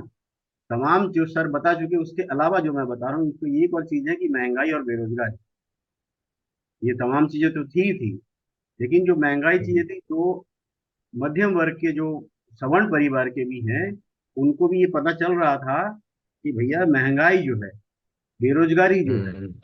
वो तमाम चीजें उनकी पहुंच से दूर हो चुकी है। महंगाई मतलब जो बेसिक जो चीजें खरीदने की औकात खत्म हो रही थी, धीरे धीरे लोगों के जेब में पैसा नहीं बचा। और ये काम तो पहले उन्होंने नोटबंदी में कर दिया था। नोटबंदी में लोगों के हाथ से पैसे इन्होंने छीन ही लिए थे। तो ताली बजा के बोल हम्म। रहे थे ना कि घर में शादी और पैसा नहीं है, ऐसे बोल रहे थे ना। तो हाँ, वो ऐसे ऐसे कर रहे थे। हाँ, हाँ बोल रहे थे ना कि बहुत घर में शादी और पैसा ही नहीं है, ऐसे कर रहे थे। तो जो हम्म। देखिए, और लगातार देखिए, चुनाव आयोग या तमाम लोगों ने जो किया है कि, लेकिन ऐसा है ना कि आप कब तक चोरी करेंगे। एक वक्त जब जनता, किसी भी जगह में जनता दोहराएगी। लेकिन उसमें भी जो मैं पिछली बार कह रहा था कि एक ऐसा बेल्ट है, अभी एक वो सर्कुलर हो रहा है कि भारत का मैप है, और वो वाला बेल्ट है जिसने बीजेपी को क्लीन स्वीप दी है जिन राज्यों में, उसको लोग कह रहे हैं कि गलगोटिया कॉरिडोर। गलगोटिया कॉरिडोर, हाँ, आज देख रहा था वो। गलगोटिया पूरब से गलगोटिया, पश्चिम तक, हाँ हमने लगाया था ना तो उड़ीसा, छत्तीसगढ़ होते हाँ, हुए मध्य वहां प्रदेश तक, उसमें है। मध्य प्रदेश, वो हाँ, गुजरात तक गया है। गुजरात तक का, तो ये गलगोटिया हाँ। कॉरिडोर है। ठीक है। हम्म। एक्चुअली क्या है ना कि वो जब वोट, उसको तो मालूम नहीं है कि भाई उसको क्या मतलब है। उसकी सारी बार्गेनिंग तो रेडी वाले से होती है। जो गरीब रेडी हम्म। वाले, खुमचे वाले होते हैं, उसकी सारी बार्गेनिंग तो होती नहीं, भैया महंगा ले रहे, बहुत बहुत दाम थोड़ा कम करो। लेकिन जब वो जी। शॉपिंग मॉल में जाता है तो वो थोड़ी वहाँ बार्गेनिंग करता है।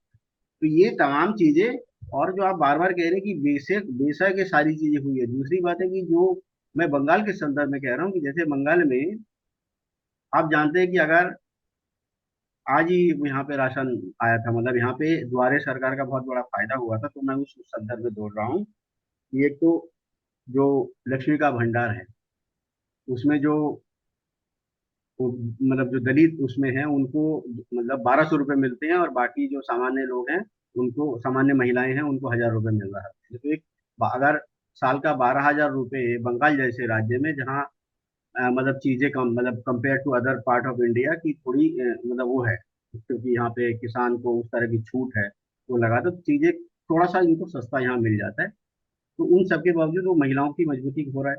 और दूसरा है कि यहाँ पे दुआरे सरकार का जो कॉन्सेप्ट यहाँ चलाता है कि आपको आधार कार्ड के लिए किसी आपको जाना कहीं नहीं पड़ेगा, यही घर के जहाँ मैं हूँ यहीं पे पास में, या लोग जो है उनके घर के आसपास किसी स्कूल में किसी सेंटर में वो कैंप लगता है, और जहाँ पे आपकी सारी चीजें जो अरविंद केजरीवाल करना चाह रहे थे दिल्ली में, यही मॉडल था, वो वहाँ पे यहाँ पे है। दूसरा है कि राशन यहाँ पे घर पे मिलता है, और राशन लेने के लिए जाना नहीं पड़ता, पता है आपको, ये बंगाल में आपको राशन अच्छा। लेने के लिए, हाँ, राशन लेने के लिए जाना नहीं पड़ता है।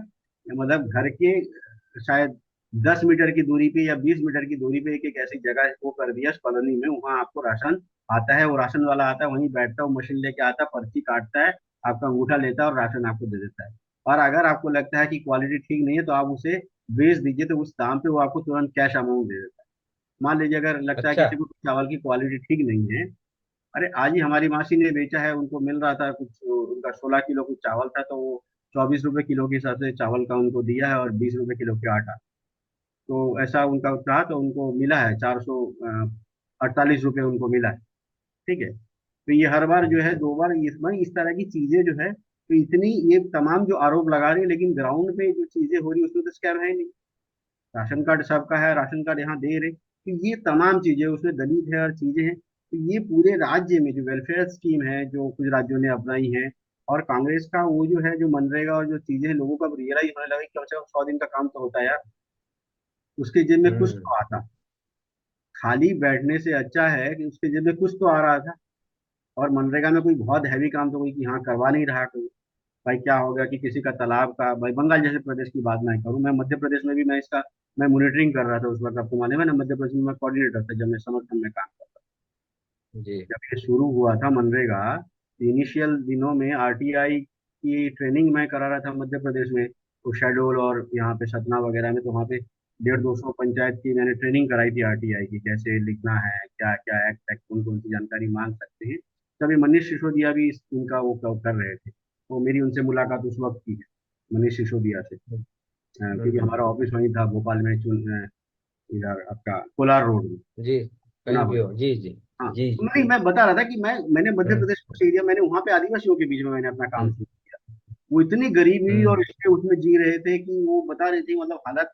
एक बार एक घर में लेके गए थे, मैं दलित, और उनकी दलित के घर में मुझे बुलाया खाना खाने के लिए, मैं गया तो उन्होंने मुझे माड़ भात दिया था। मतलब वो पानी वाला चावल जो है, जो गरम, मतलब माड़ हम्म। जिसका छाना नहीं था वो, और फिर प्याज काट के, हरी मिर्च और एक अचार का टुकड़ा कहीं से लाके उन्होंने दिया था, तो वो खा के जी रहे थे। इस आदमी के आने के बाद, मैं तो लंबे समय की बात बताऊँ, इस आदमी के आने के बाद अब मैंने पूछा था किसी को फोन करके, बोले कि वो तो मर गए।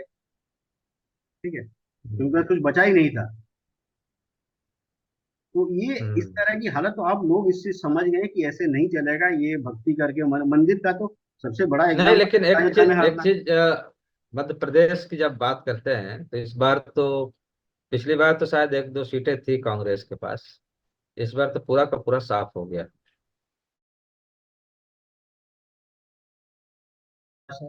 क्या चुनाव आयोग हम्म। ने उतनी चीजें वहां भेजी है? पहली बात आप देखेंगे जीत कहाँ हुई, गुजरात में हुई, जहाँ पे एक एक एक कैंडिडेट जो है पूरी तरह से निर्विरोध, उसको पहले ही घोषित कर दिया था चुनाव लड़ाने के। जब आप चुनाव आयोग के सवाल उठा रहे हैं तो मैं इन पे सवाल क्यों ना उठाऊं?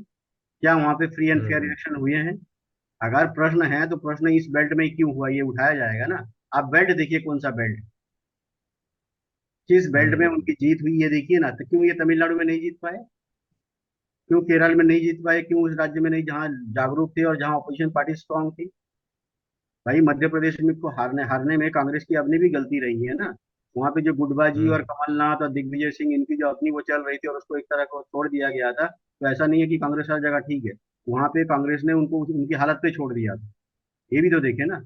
वहाँ उस तरह के नहीं, नया नया कैंपेन नया नेतृत्व भी तो ले आए थे, वो भी क्या लेके नाम आए है। हो, एकदम से आप बदल देंगे तो और कैसे? एकदम एकदम नहीं हो पाएगा। चलिए, अब उस पर हम बिल्कुल, अलग पटवारी से जो बात है वो करेंगे। अकेले बोल जी रहे जी। थे मीडिया में, हाँ। उतना उनको वक्त नहीं मिला, वो आपसी उसमें लड़े हुए थे, वहां पे उनको वो नुकसान उठाना पड़ा। जी जी। विघ्नेश भाई, क्या रहा एजेंडा?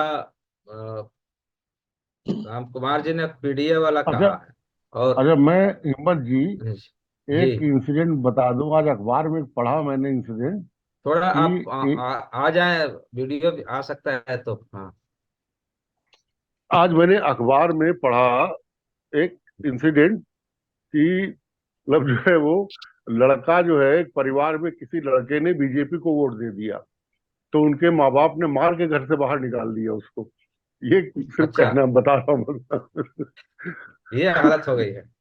हाँ। हाँ। तो मतलब हाँ। ये अखबार में पढ़ा था, इसलिए मैंने कहा बता दूं, बस इतनी बात थी। जी जी जी, बहुत बड़ी बात है। जी, विघ्नेश भाई, जी जी दो तीन चीजें। एक तो अ, राहुल गांधी को डिकोड करते हुए हम लोगों ने एक शायद एपिसोड भी बनाया था, हालांकि बहुत भी उसके गहराई में नहीं गए थे। जी तो जी राहुल गांधी मतलब एक तो कांग्रेस, जो कांग्रेस अभी बची खुची है, जी उसको एक नए एजेंडे पर लेके आना, और कितना ले पाए नहीं आ पाए वो एक अलग कहानी है। एक स्वतंत्र ढंग से कैसे ये एक देश के नायक के रूप में, और मतलब स्वीकार्य केवल ये नहीं है कि एक प्रदेश में, हाँ, जहाँ भी जिस प्रदेश में लोग हैं या एलाइज हैं, इंडिया गठबंधन के हैं, वहाँ सबके साथ एक आत्मीय रिश्ता हो, चाहे अखिलेश जी के साथ हो, चाहे तेजस्वी के साथ हो, चाहे वो साउथ इंडिया के तमाम पार्टियों के साथ हो, पश्चिम मतलब पश्चिम उत्तर दक्षिण सब जगह की एक सर्व स्वीकार्यता बहुत दिनों बाद कांग्रेस की बनी है। तो एक तो ये, और दूसरा वो एजेंडा उठाना जो जिससे कांग्रेस से मतलब दूर दूर तक कोई उम्मीद नहीं करता था। जी, तो इस पे क्या मतलब एक टिप्पणी हम चाहते हैं, उसके बाद अब इस कार्यक्रम को यहीं खत्म करेंगे, लंबा चल गया। जी। जी बहुत अच्छे से राम कुमार जी ने भी एक्सप्लेन किया है और नित्यानंद जी ने भी एक्सप्लेन किया कि देखिए, सर्व स्वीकार्यता जो है वो राहुल गांधी जी की है। चाहे वो अखिलेश जी हो, तेजस्वी हो, या एम के स्टालिन हो, अ, ममता जी हो, ममता दीदी हो, किसी के साथ भी। ममता दीदी ने भी ये कहा कि अ, कांग्रेस के सेंट्रल लीडरशिप से हमें कोई शिकायत नहीं है, स्टेट यूनिट से शिकायत। तो कुल मिला जुला करके अच्छा, दूसरी बात की जो स्वीकार्यता जनता में बनाई राहुल गांधी जी, जो राम कुमार जी कह रहे थे कि जनता से कनेक्ट हुए, संविधान को एक सेंटर में, जो हम लोगों का डिबेट है, जो जनता का डिबेट है, जो इंटेलेक्चुअल्स का डिबेट है, जो किसी भी प्रकार से देश के बारे में सोचते हैं उनके डिबेट, यहाँ तक कि गांवों में, दलित बस्तियों में, पिछड़ों की बस्तियों में, अ, हर जगह संविधान अगर आज चर्चा में है, संविधान के महत्व को अगर लोग अ, समझ पा रहे हैं, पहचान पा रहे हैं, तो इसमें हमें क्रेडिट देना होगा उस अथक परिश्रम को जो राहुल गांधी जी ने पैदल चल के, या हर एक वर्ग के लोगों से हर जगह मिलते हुए, उनकी बातें सुनते हुए, उनके मुद्दे समझते हुए बिताए, उसके हैं। राम कुमार जी ने भी यही कहा कि पीडीए का महत्व कम नहीं रहा, पीडीए एक बहुत अच्छा फॉर्मूला रहा। और उसमें जब राहुल गांधी जी की वो सारी बातें जुड़ गई, जो उन्होंने जनता से निकाल के जनता को वापस दिया, जनता से ही निकाल के जनता को ही वापस दिया, उसको एक आकार दे करके जनता के सामने रखा तो उसकी स्वीकार्यता और बढ़ गई। यहाँ हम्म। जो आपने आपका जो वो प्रश्न था और जो हम लोगों का शायद मुख्य मुद्दा भी है आज, कि जो दलितों, पिछड़ों, अल्पसंख्यकों के साथ सवर्णों का जो गरीब तबका है, जिसने इस बात की ओर ध्यान नहीं दिया था कि आम जन का की जिंदगी जो है वो किस तरह से नीचे जा रही है। यहां तक कि विवेकानंद जी ने एक बात को छोटे में कहा, उसको मैं थोड़ा एलैबोरेट कर देना चाहता हूँ कि कांग्रेस पार्टी की में एक बड़ी संख्या में जो कांग्रेस के लोग हैं, कांग्रेस से जुड़े हुए लोग हैं, शायद अब भी पूरी तरह से उनकी राजनीति को या तो समझ नहीं पाए हैं या उसको स्वीकार नहीं कर पाए, क्योंकि वो एक ट्रेडिशनल ट्रैक पे चल रहे हैं, जो ट्रैक अब जिस ट्रैक को जनता नहीं चाहती, जिस ट्रैक को पे जिस ट्रैक पे चल के आप जो देश के लिए अभी जरूरी है उस मोटिव को, उस लक्ष्य को हासिल नहीं कर सकते। तो बहुत बहुत बहुत बड़ी ये लड़ाई है, ये विचारधारा की भी लड़ाई है, ये लोगों के जीवन में परिवर्तन लाने की भी लड़ाई है। और ये राहुल गांधी के विचारधारा से कांग्रेस को जुड़ने, कांग्रेस के लोगों के जुड़ने के बीच के जो मानसिक अंतर्द्वंद है उसकी भी लड़ाई होगी। आसान नहीं है किसी के लिए भी अपने ट्रेडिशनल सोच से निकल करके एक ऐसी विचारधारा के साथ जुड़ना जिसके बारे में उन्होंने सोचा नहीं है कभी, जिसके बारे में उन्होंने कभी सोचा नहीं। अभी भी हम इनफैक्ट आजादी के बाद से रह रहकर रह रहकर हम लोग ट्रेडिशनल ट्रैक पे वापस जाते रहे, हम लोग फ्लैश फ्लैशबैक में जीने के आदी रहे।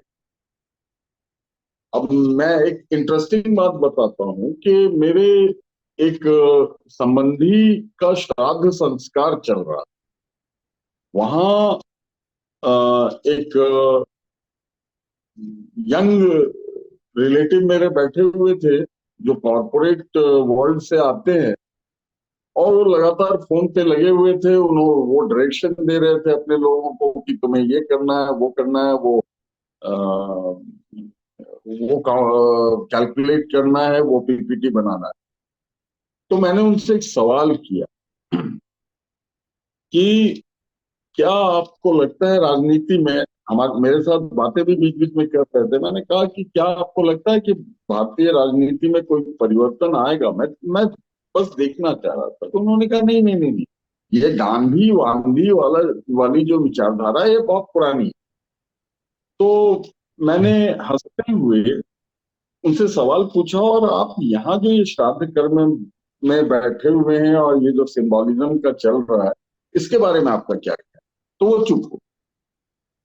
तो इशू ये है कि आप हजारों साल पुरानी बात मान के, उसे इतिहास मान के, उसको उस परंपरा और संस्कृति। हाँ, परंपरा के नाम पे, संस्कृति के नाम पे, धर्म के नाम पे उसकी ग्राह्यता है, लेकिन महात्मा गांधी की बातें पुरानी लगती।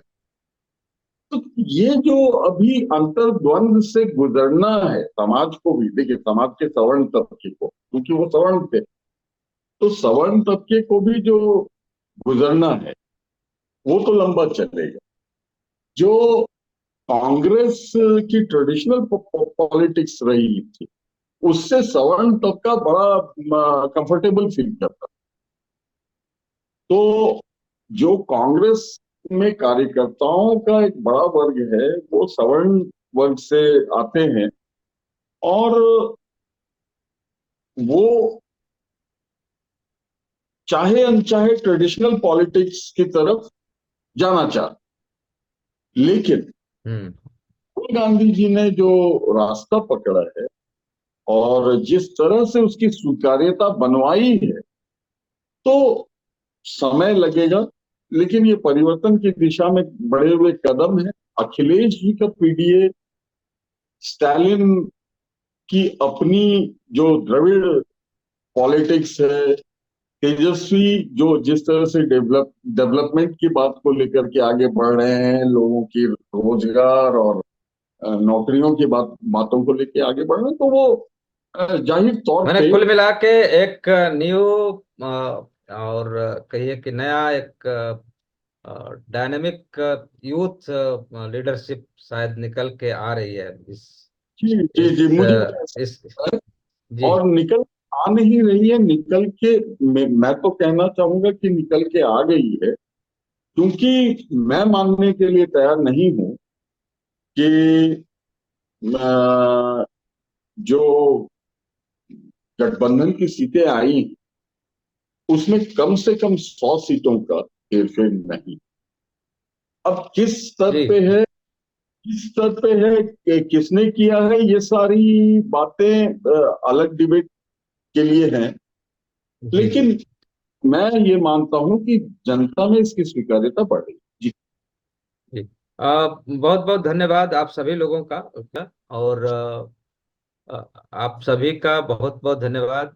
और अगले जब हम बैठेंगे तो जो बहुत नए उभर के मुद्दे आ रहे हैं, कोaliशन के अपने जो घटक दल हैं उनकी क्या स्थिति है, कैसे है, और उसमें क्या रणनीति हो सकती है आने वाले समय में, जो शोषित वंचित समाज की जिसको बढ़ाने की ही बात हो रही है, चाहे वो जाति जनगणना हो या आर्थिक रूप से मैपिंग करनी हो या महिलाओं के खाते में पैसा डालना हो, एमएसपी की गारंटी करनी हो, ये सब चीजें वही हैं। और वो आज नहीं तो कल, कल नहीं तो परसों ये फिर से एक अपना नई दावेदारी पेश करेंगी।